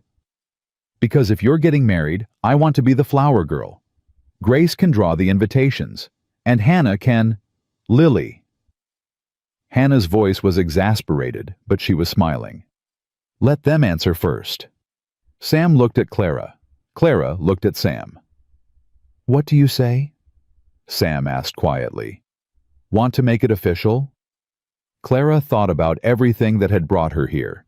The rejection in Boston, the nightmare with Crane, the frozen drift where she'd been ready to die. And she thought about what had come after. The rescue, the warmth, the family that had taken her in and made her one of their own. Yes, she said. Yes, I want to make it official. Lily screamed with delight. Grace burst into tears, and Guarded Hannah crossed the room and threw her good arm around Clara's neck. I'm glad you're staying, she whispered. I'm really, really glad. Clara held her tight, her own tears falling freely. Me too, sweetheart. Me too. Sam wrapped his arms around all of them, pulling his family close. His family, their family. And standing there in that hallway surrounded by love she'd never expected to find. Clara finally understood what it meant to come home. The news spread through Bitter Creek like wildfire. Sam Dalton was marrying the mail-order bride who'd been left to die in a snowdrift. The one Virgil Crane had tried to sell to Otis Burke.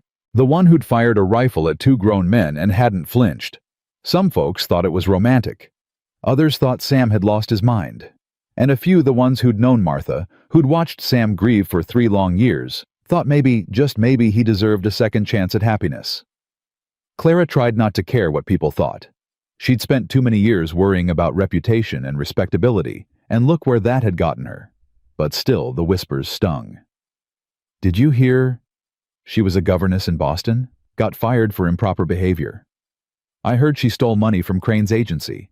That's why she ran. Poor Sam. Taking in strays like he don't have enough on his plate. Clara heard it all, In the general store when she went for supplies. At church on Sunday morning. In the sidelong glances of women who should have known better. She held her head high and pretended it didn't hurt. But it did. One afternoon, about a week after Sam's proposal, Clara was in the general store picking up flour and sugar when she heard her name. "That's her," a woman's voice said, not quite quiet enough. "The Whitmore woman. Can you believe Sam Dalton's actually going to marry her?" "Desperate, I suppose," another voice replied. "3 girls to raise and no wife. He probably would have married anyone who walked through the door." Clara's hands tightened on the bag of flour. She wanted to turn around, wanted to confront them, wanted to tell them they didn't know anything about her or Sam or what they'd built together. But she didn't. She paid for her supplies and walked out with her back straight and her eyes burning. Sam was waiting outside with the wagon. He took one look at her face, and his expression darkened. "What happened?" "Nothing." Clara climbed up beside him. "Just people talking." "What kind of talking?" "The kind that doesn't matter." She forced a smile. "Let's go home." Sam didn't push. He clicked his tongue at the horses, and they started moving. But Clara could see his jaw working, could see the anger simmering just beneath the surface. That night, after the girls were in bed, Sam found Clara on the porch. She was sitting in the rocking chair wrapped in a shawl against the cold, staring out at nothing. "Tell me," Sam said. Clara sighed. "It's not worth. It is to me." He sat down beside her. "Clara, I can't fight battles I don't know about." She was quiet for a long moment. Then slowly she told him. The whispers in the store, the cruel words, the way people looked at her like she was something to be pitied or scorned. Sam listened without interrupting. When she finished, his face was like stone. "Who was it?" "It doesn't matter." "It matters to me." "Sam." Clara reached for his hand. "I don't want you fighting my battles. I don't need you to defend my honor. I just need you to be here. With me. That's enough." Sam's jaw tightened. "It's not enough. Those people don't know you. They don't know what you've been through. They don't know, and they don't need to." Clara squeezed his hand. "Sam, I've been gossiped about before. In Boston, after Mr. Wells spread his lies, I couldn't walk down the street without people whispering. I learned then that you can't control what people say. You can only control how you respond." "And how do you respond?" Clara smiled, though it didn't quite reach her eyes. "By living well. By being happy. By showing them that their words have no power over me." Sam was quiet for a long moment. Then he lifted her hand and pressed a kiss to her knuckles. "You're stronger than anyone I've ever known," he said softly. "I don't feel strong." "That's what makes you strong." His eyes met hers. "Clara, I don't care what anyone in that town thinks. I don't care if they never accept you. All I care about is you. You and the girls. That's my whole world." Clara felt tears prick her eyes. "Sam, I love you." He said it simply, like it was the most obvious thing in the world. "And I'm going to marry you. And anyone who has a problem with that can go straight to hell." Despite everything, Clara laughed. "Samuel Dalton, such language." "I've got worse." He grinned, and for a moment he looked younger, lighter. "Want to hear it?" "Maybe later." They sat together in the darkness, hands intertwined, and Clara felt some of the weight lift from her shoulders. The whispers would continue. The gossip wouldn't stop. But she had Sam. She had the girls. She had a family. That was worth more than any reputation. February arrived with a fresh blanket of snow and a letter from Boston. Clara's hands trembled as she opened it. The return address was unfamiliar, but the handwriting inside made her gasp. "What is it?" Sam looked up from his breakfast. "Clara, you're white as a sheet." "It's from Mrs. Chen." Clara sank into a chair. "The woman who ran the boarding house where I stayed. She was the only person in Boston who was kind to me after everything. What does she say? Clara's eyes scanned the page. Her breath caught. She says Mr. Wells is dead. Sam went still. The man who... Yes. Clara's voice was barely a whisper. He had a heart attack 3 weeks ago. And before he died, he confessed. Confessed. Clara looked up, tears streaming down her face. He told his wife the truth, that he'd lied about me, that he'd made advances and I'd refused, and he'd destroyed my reputation out of spite. Her hands shook so badly the letter rattled. His wife sent a letter to every agency in Boston, to everyone who'd received his lies. She told them all the truth. Sam crossed the room and knelt beside her chair. Clara, I'm not a disgrace anymore. The words came out on a sob. All these years, I've carried this shame, this stain on my name, and now... She couldn't finish. Sam gathered her into his arms and held her while she cried. You were never a disgrace, he murmured against her hair. Never. What that man did was evil. The shame was his, not yours. I know that now. Clara pulled back, wiping her eyes. But for so long I believed it. I thought there must be something wrong with me, something that made men treat me like I was worthless. There's nothing wrong with you. Sam's voice was fierce. You hear me? Nothing. Clara nodded, still trembling. Mrs. Chen says she's sorry she couldn't help more when I was there, that she always knew Wells was lying, but she was afraid to speak up. She says she hopes I've found happiness. Have you? Sam asked softly. Clara looked at him, at this man who'd pulled her from the snow and given her everything she'd never dared to hope for. Yes, she said. I have. That evening, Clara showed the letter to the girls. Hannah read it first, her brow furrowed in concentration. When she finished, her face was hard with anger. That man was evil, she said flatly. I'm glad he's dead. Hannah. Clara was shocked. That's not... It's the truth. Hannah's chin lifted. He hurt you. He tried to ruin your life. And now he's dead and everyone knows the truth. That's justice. Clara didn't know how to respond. Part of her agreed with Hannah, a dark secret part that she wasn't proud of. But another part of her just felt tired. Tired of carrying the weight of what Wells had done. Tired of letting his cruelty define her. I don't want to think about him anymore, she said finally. I don't want to give him any more space in my life. Grace, who had been quietly listening, spoke up. Mama used to say that holding on to anger was like drinking poison and expecting the other person to die. Everyone went quiet. Your mama was wise, Clara said softly. Grace nodded, her eyes distant. She said the best revenge was living a good life, being happy, not letting the people who hurt you win. Clara reached over and squeezed Grace's hand. That's exactly right. Lily, who had been unusually quiet throughout this conversation, suddenly piped up. Miss Clara. Yes, sweetheart. Does this mean you're not sad anymore? Clara considered the question. The honest answer was complicated. She would probably always carry some of the scars from what had happened, but they didn't define her anymore. They were just part of her story. I'm not as sad as I used to be, she said finally. And every day I get a little less sad. Lily nodded seriously. That's good, because sad people don't make good mamas, and you're gonna be our new mama. The words hit Clara like a wave. She looked at Hannah, half expecting to see anger or resistance. But Hannah just nodded, her expression soft. She's right, Hannah said quietly.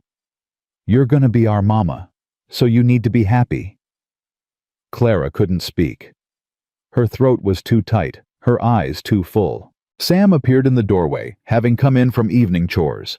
He took in the scene, Clara crying, the girls gathered around her, the letter on the table, and raised an eyebrow. Everything okay? Everything's perfect, Clara managed. Everything's absolutely perfect.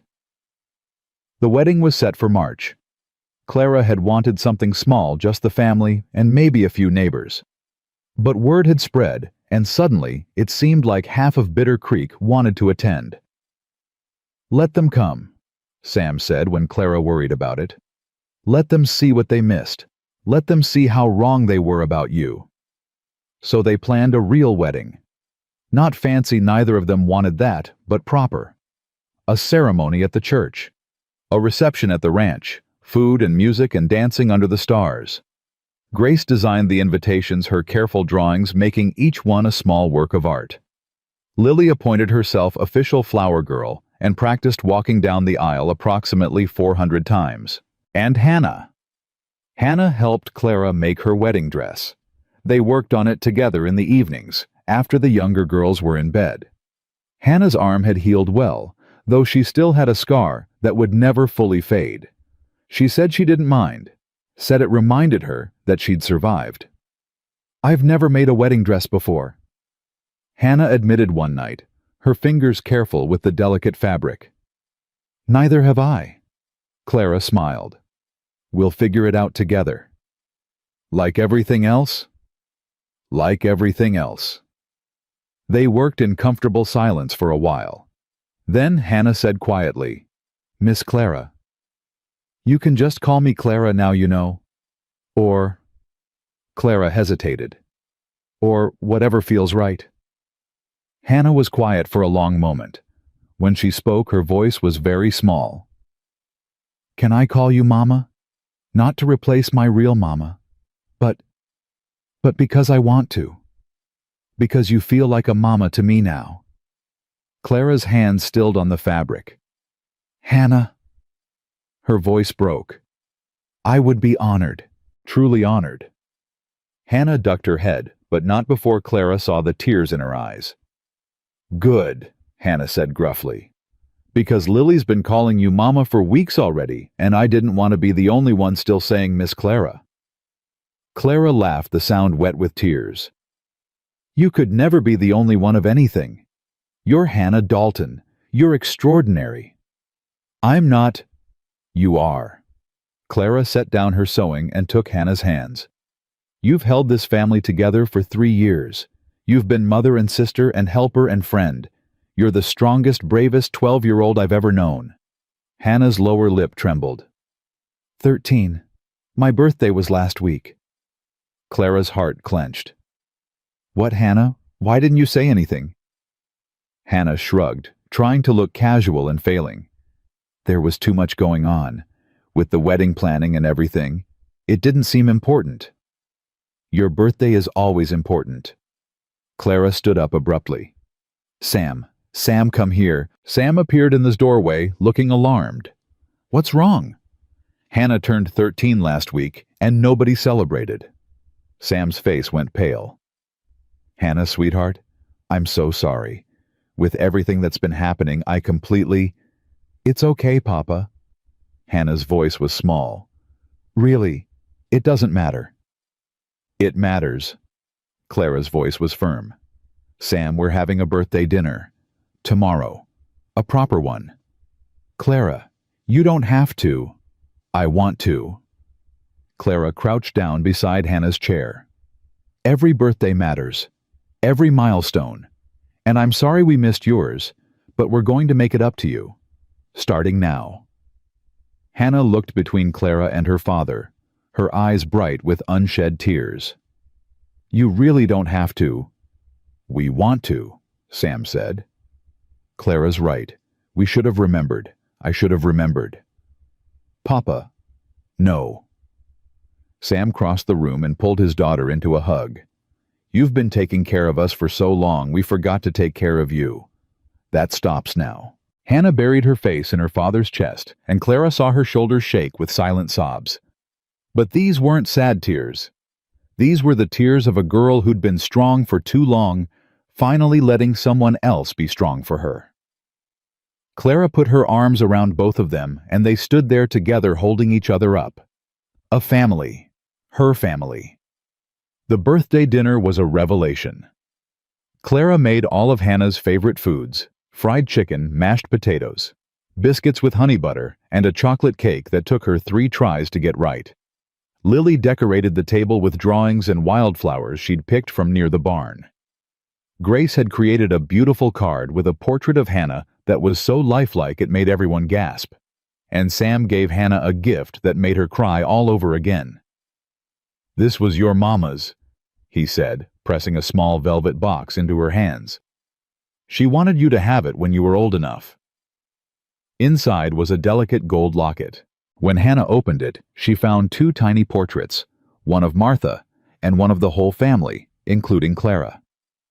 "Papa," Hannah's voice was barely a whisper, "where did you get the picture of all of us? Had it made in town last week."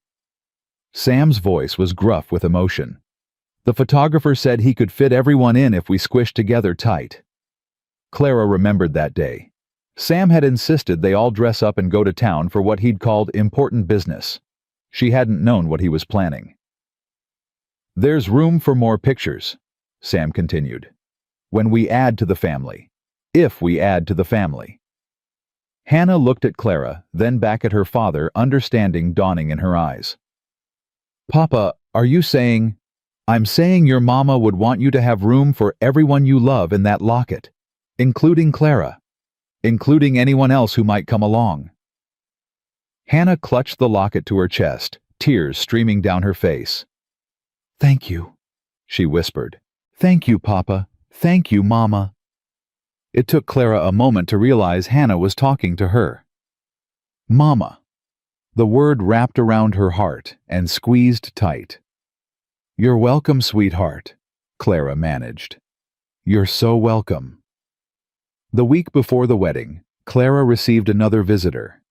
She was in the kitchen up to her elbows in bread dough when she heard a horse in the yard. Sam was in the north pasture. The girls were doing their lessons in the sitting room, and Clara's heart seized with sudden fear. What if it was Crane? What if he'd come back? But when she wiped her hands and went to the window, she saw a woman dismounting. Middle-aged, well-dressed, with an air of quiet authority. Clara didn't recognize her. She opened the door cautiously. "Can I help you?" The woman turned, and Clara saw that her eyes were red-rimmed like she'd been crying. "Are you Clara Whitmore?" the woman asked. "Yes. Who are you?" The woman took a deep breath. "My name is Margaret Wells. I was Edward Wells's wife." Clara felt the blood drain from her face. "I know I have no right to come here," Mrs. Wells continued quickly. "I know you must hate me, hate my family, and you'd be right to. But I needed to tell you myself how sorry I am for what my husband did, for what I let him do." Clara couldn't speak, couldn't move, could only stare at this woman who represented everything she'd run from. "I knew," Mrs. Wells said, her voice breaking. "I knew he was lying about you. I saw how he looked at you. I heard the things he said when he thought I wasn't listening. And I did nothing. I was too afraid, too ashamed, too—" She stopped, pressing a hand to her mouth. Clara found her voice. "Why are you here?" "Because my husband is dead, and I finally have the courage I should have had years ago." Mrs. Wells reached into her bag and pulled out an envelope. "This is for you. It's not much. My husband left debts, and there's not much left after everything was settled. But it's something. For the pain he caused you. For the years you lost." Clara looked at the envelope but didn't take it. "I don't want your money. Please." Mrs. Wells's voice was desperate. "I need to do something. I need to make this right somehow. I know I can't undo what happened, but I can't live with myself if I don't try." Clara looked at this woman, this stranger, who carried her own burden of guilt and shame, and felt something unexpected. Pity. "Mrs. Wells," Clara said slowly, "I don't hate you. I don't hate your husband either. Not anymore." Mrs. Wells's eyes widened. "How can you not, after what he did?" "Because hatred is a poison." Clara thought of Grace's words of Martha's wisdom passed down through her daughter. And I've spent too long drinking it." She took a step closer. "Your husband hurt me. He nearly destroyed my life. But he also, in a strange way, led me here. To this place. To this family. To the happiest I've ever been." Mrs. Wells stared at her. "You're getting married. I heard." "Yes, to a good man. A kind man. A man who pulled me out of a snowdrift and gave me a second chance." "Then something good came from all this pain." "Something did." Clara reached out and took the envelope, not because she needed the money, but because she understood that Mrs. Wells needed to give it. "Thank you, for coming all this way, for telling me the truth." Mrs. Wells' shoulders sagged with relief. "Thank you for listening, for not hating me. I have better things to do with my life than hate people." Clara almost smiled. "I have a wedding to plan, children to raise, a future to build." Mrs. Wells nodded, tears streaming down her face. "I hope you find every happiness, Miss Whitmore. I truly do." "I already have." Clara watched her ride away, the envelope still in her hands. When Sam came home that evening, she told him everything. About Mrs. Wells's visit. About the money. About the strange peace she'd found in forgiving a dead man and his guilty wife. Sam listened without interrupting. When she finished, he pulled her close. "You're remarkable," he murmured. "You know that. I'm just trying to live well." Clara rested her head against his chest. "Like Grace said, the best revenge is happiness." "And are you happy?" Clara thought about the question. Really thought about it. She thought about the fear and desperation that had driven her to Wyoming. The rejection and cruelty she'd faced. The moment in that snowdrift when she'd been ready to give up. And she thought about what had come after. The rescue, the warmth, the family that had opened their hearts and made room for her. "Yes," she said finally. "I'm happy. Truly, deeply, completely happy." Sam kissed the top of her head. "Good. Because you deserve it. You deserve every good thing that's coming your way." Clara closed her eyes and let herself believe it.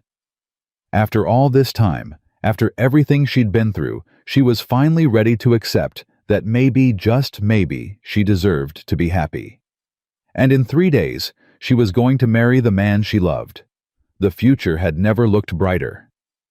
The morning of the wedding dawned clear and cold, the kind of Wyoming winter day that made the world look like it was made of crystal. Clara woke before dawn, her heart pounding so hard she could feel it in her throat. For a moment she lay still in the darkness, listening to the silence of the house. This was it. This was the day everything changed. A soft knock at her door made her sit up. "Clara," Hannah's voice barely above a whisper. "You awake? Come in." The door opened and Hannah slipped inside, followed by Grace and Lily.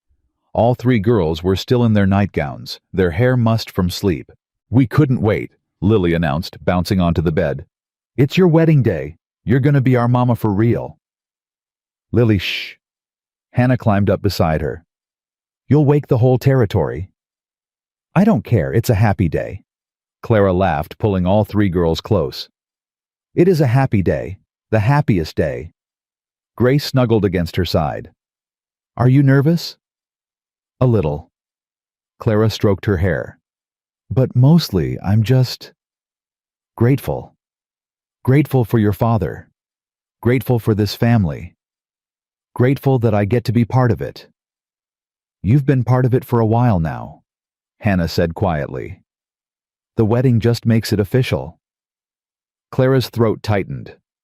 2 months ago, Hannah had barely been able to look at her without suspicion. Now here she was, curled up in Clara's bed on her wedding morning, calling her part of the family. Some miracles happened slowly, Clara thought. One small moment at a time. "We brought you something," Grace said shyly. She pulled a small package from behind her back. "We made it together, all 3 of us." Clara unwrapped the package carefully. Inside was a handkerchief, beautifully embroidered with tiny flowers, and the letters CD intertwined with SD. Hannah did the letters, Lily said proudly. Grace drew the flowers, and I picked the colors. You also poked yourself with the needle about 100 times, Hannah added. I was helping. Clara traced the delicate stitching with her finger, her vision blurred with tears. It's beautiful, she whispered. It's the most beautiful thing I've ever seen. It's for luck, Grace explained. Mama had one when she married Papa. Grandma made it for her. We thought you should have one too. Clara pulled all three girls into a fierce hug. Thank you so much. Don't cry, Lily protested, squirming. You'll get your face all puffy for the wedding. Clara laughed through her tears. You're right, no more crying. At least not until the ceremony, Hannah said with a small smile. Then you're allowed. The girls helped Clara dress. Hannah did her hair, braiding it into an elaborate style that Martha had worn on her own wedding day. Grace had drawn a small portrait of Clara in her wedding dress, which she presented shyly, and which made Clara cry all over again.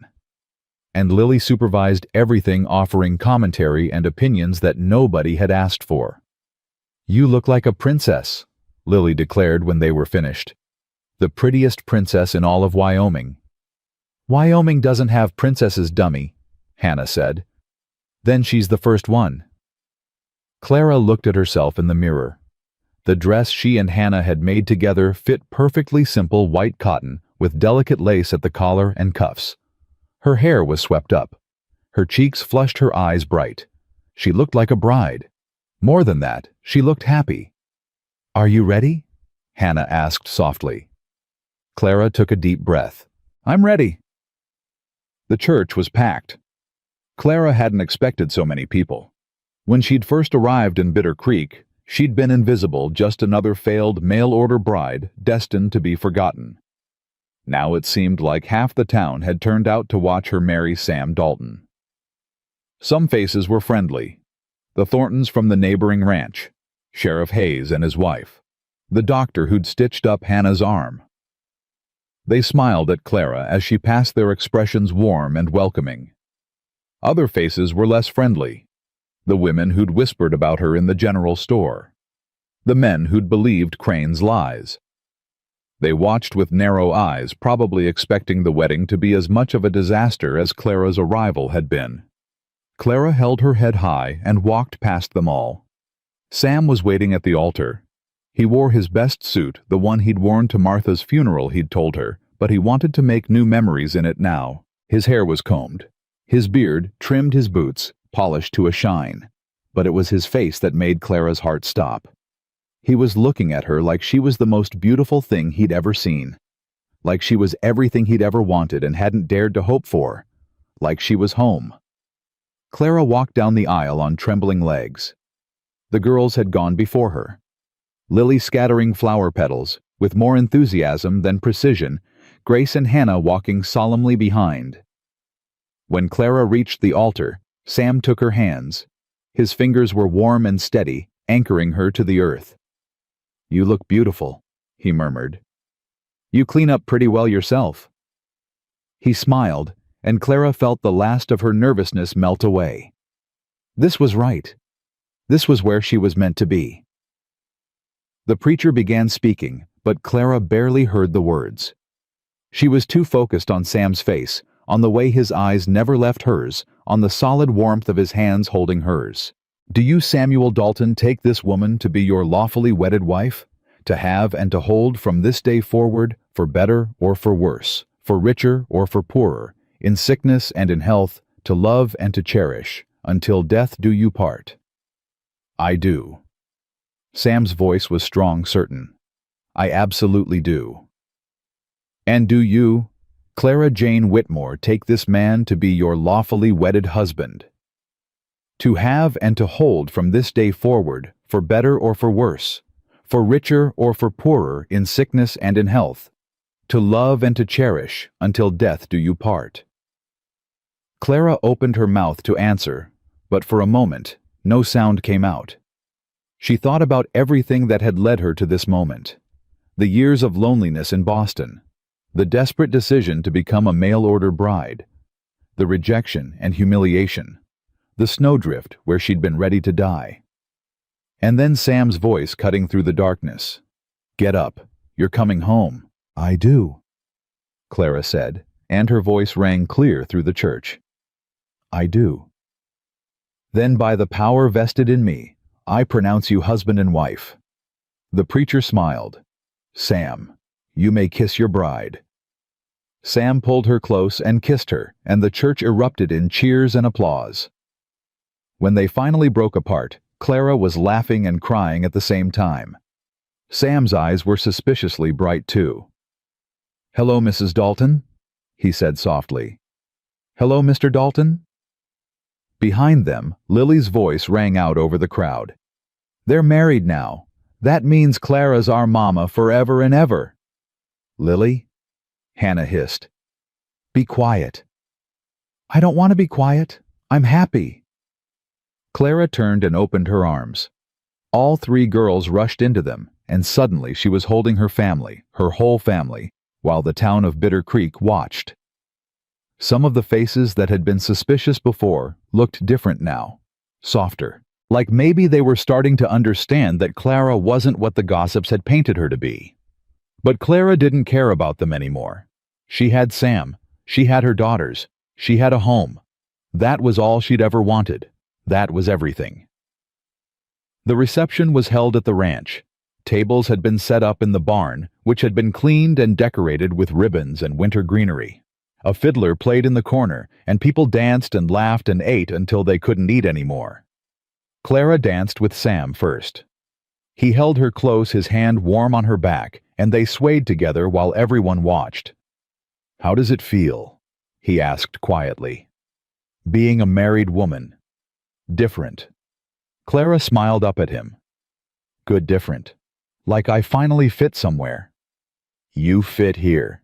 Sam pulled her closer. "You fit here since the moment I pulled you out of that snowdrift." "I didn't feel like I fit, not at first. Neither did I after Martha died." Sam's voice was soft. "Felt like a piece of me was missing, like I was just going through the motions waiting for something, but not knowing what."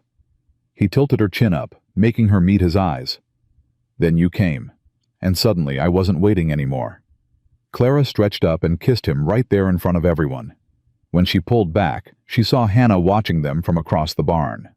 The girl was smiling, really smiling, in a way Clara had never seen before.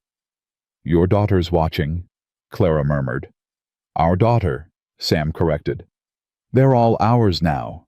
Our daughter. Our daughters." Clara had to blink back tears again. Later, Clara found herself sitting with the girls while Sam talked to some of the ranchers about spring planting. "Mama," Lily tugged at her sleeve. "Can I ask you something?" The word still sent a jolt through Clara's heart. Mama. She didn't think she'd ever get used to it. "Of course, sweetheart." "Are you gonna have babies?" Clara nearly choked on her punch. "Lily." "What?" "It's a fair question. Married people have babies. Everyone knows that." Hannah groaned. "Lily, you can't just ask people that." "Why not?" "Because it's private." "But she's our mama now. We're family. Family isn't private." Clara recovered enough to speak. "Lily, I don't know if we'll have babies. That's something your father and I would have to talk about. And even if we wanted to, it might not happen. These things are complicated." "But you'd want to write," Lily pressed. "If you could—" Clara thought about it, really thought about it. 2 months ago, she'd been alone in the world. No family, no future, nothing to hope for. Now she had 3 daughters and a husband who loved her. She had a home and a purpose and people who needed her. Did she want more? "I think," Clara said slowly, "that whatever happens, I already have more than I ever dreamed of. You 3 are more than enough for me." Lily considered this. "But a baby would be nice too." "Lily," Hannah and Grace said together. Clara laughed. "Maybe someday. We'll see." Lily nodded satisfied. Then she bounced off to dance with some of the other children, her attention span exhausted. Grace leaned against Clara's shoulder. She doesn't mean to be nosy. I know. She just gets excited about things. I know that too. They sat in comfortable silence for a moment. Then Grace said very quietly, I'm glad you're our mama now. Clara put her arm around her. I'm glad too, sweetheart. I was scared at first. When you came, I thought... Grace hesitated. I thought you might make us forget our real mama. I would never want that. I know. I know that now. Grace looked up at her, and Clara saw Martha's eyes looking back, that same quiet wisdom, that same gentle strength. You don't replace her. You're like an addition. Like our family got bigger instead of different. Clara's throat tightened. That's exactly what I want to be. Good. Grace nodded firmly. Because that's what you are. The reception wound down as the stars came out. Guests said their goodbyes and headed home, their voices fading into the winter night. The fiddler packed up his instrument. The leftover food was stored away. Finally, it was just the 5 of them, Sam, Clara, and their 3 daughters, standing in the yard, looking up at the sky. It's late, Sam said. You girls should be in bed. But Papa, Lily started. No buts. You've had enough excitement for one day. Lily grumbled, but didn't argue. She hugged Clara fiercely, then Sam, then ran toward the house with Grace following behind. Hannah lingered. Thank you, she said quietly. For what? Clara asked. For everything. For coming here. For staying. For... Hannah struggled for words. For loving us, even when I made it hard. Clara pulled her into a hug. Thank you for letting me. Hannah held on tight. When she finally pulled back, her eyes were wet. I'm gonna go make sure Lily actually goes to bed instead of hiding under the covers with a book. Good idea. Hannah started toward the house, then paused and looked back. Mama? Clara's heart swelled. Yes, I love you. The words hung in the cold air, precious and perfect. I love you too, Hannah. So much. Hannah nodded once, then disappeared inside. Clara and Sam stood alone in the yard, the silence of the winter night wrapped around them like a blanket. You did it, Sam said softly. Did what? Won them over. All 3 of them. He shook his head in wonder. Do you know how many people have tried to get Hannah to warm up since Martha died? Teachers, neighbors, even my own mother, God rest her soul. None of them could crack that shell. She just needed time, Clara said, and patience, and someone who wasn't trying to replace what she'd lost. She needed you. Sam took her hand. We all needed you. We just didn't know it. Clara leaned against him, looking up at the stars. I needed you too. More than you know. I think I know. Do you? Sam turned her to face him. Clara, when I found you in that drift, you were half dead and completely alone. And even then, even when you had nothing and no one, there was something in you that refused to give up. Something strong and bright and beautiful. His hand cupped her cheek. I saw that something and I thought this woman is going to change everything. I just didn't know how right I was. Clara kissed him. Not the gentle kiss from the ceremony, but something deeper. A promise. A vow. When they broke apart, Sam was smiling. Welcome home, Mrs. Dalton. I've been home for a while now, Clara said. It just took me a little time to realize it. Spring came early that year. The snow melted, the creeks ran high, and the ranch came alive with new growth.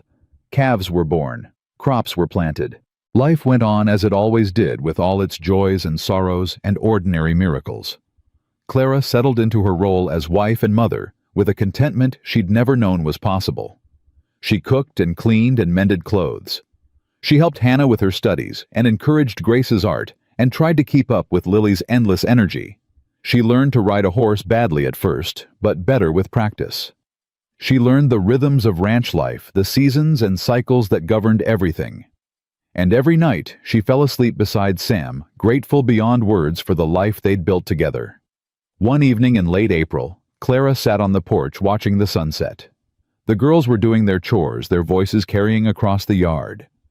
Sam was in the barn finishing up the day's work.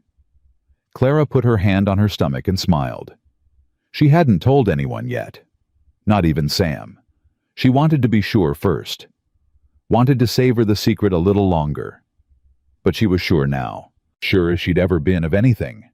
A new life was growing inside her. A new member of their family. The future had never looked brighter. Clara. Sam's voice made her look up. He was walking toward her, his hat in his hands, his face soft with the evening light. You okay? You look like you're a million miles away. I'm right here, Clara said. Exactly where I want to be. Sam sat down beside her and took her hand. They watched the sun sink below the horizon together, the sky turning from gold to pink to purple. Sam. Yeah. I have something to tell you. He turned to look at her concern flickering across his face. What is it? Clara took his hand and placed it on her stomach. For a moment he just looked confused. Then understanding dawned and his face transformed. Clara, are you saying? I'm saying we're going to need another place at the table. Sam's whoop of joy could probably be heard in the next county. He pulled her into his arms, laughing and crying at the same time, holding her like she was the most precious thing in the world. When, he managed. How long have you known? A few weeks. I wanted to be sure. And you are sure? I'm sure. Sam kissed her deep and fierce and full of wonder. When he pulled back, his eyes were shining. I have to tell the girls. Wait. Clara caught his arm. Let's tell them together. At dinner. Make it a proper announcement. Sam nodded, practically vibrating with excitement. Okay. Yes. Together. That night, gathered around the dinner table, Clara and Sam shared their news. Lily screamed so loud she probably scared the horses. Grace burst into happy tears. And Hannah, serious grown-up. Hannah smiled so wide, her face looked like it might split in two. I knew it, Lily crowed. I asked about babies, and Clara said maybe someday, and now it's someday. You're impossible, Hannah said, but she was laughing. Grace came around the table to hug Clara. I'm so happy, she whispered. So happy. Me too, sweetheart. Me too. Later, after the girls were in bed and the house was quiet, Clara and Sam sat together on the porch. The stars were out, brilliant and countless, and somewhere in the distance, a coyote sang to the moon. You know, Sam said thoughtfully, when I drove into that alley on New Year's Eve, I thought I was just doing a good deed, helping someone in trouble. I had no idea. No idea that I was finding my whole future. He turned to look at her. Clara, you walked into my life half frozen and completely broken, and somehow you made everything whole again. The girls, the ranch, me. Clara leaned against his shoulder. You saved me first. We saved each other. We did, didn't we? They sat in comfortable silence, watching the stars wheel overhead. Clara thought about everything that had brought her here. The pain and the fear and the desperate clawing hope that had driven her to answer that advertisement. The rejection and humiliation that had nearly destroyed her. The snowdrift where she'd been ready to let go. And then this man, this family, this life she'd never dared to dream of. She'd been sold like cattle and abandoned like trash. She'd been left to die alone in the cold. But she hadn't died. She'd been found.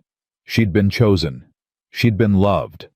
And now, with Sam's hand in hers and their children sleeping peacefully inside and a new life growing beneath her heart, Clara finally understood what it meant to come home. Home wasn't a place. It was people. It was belonging. It was choosing each other day after day through all the storms and sunshine that life could throw at you. Clara had spent her whole life searching for somewhere she belonged. She'd finally found it. Sam? Yeah. Thank you. For what? For stopping that night. For carrying me out of the snow. For giving me a chance when no one else would. Clara's voice caught.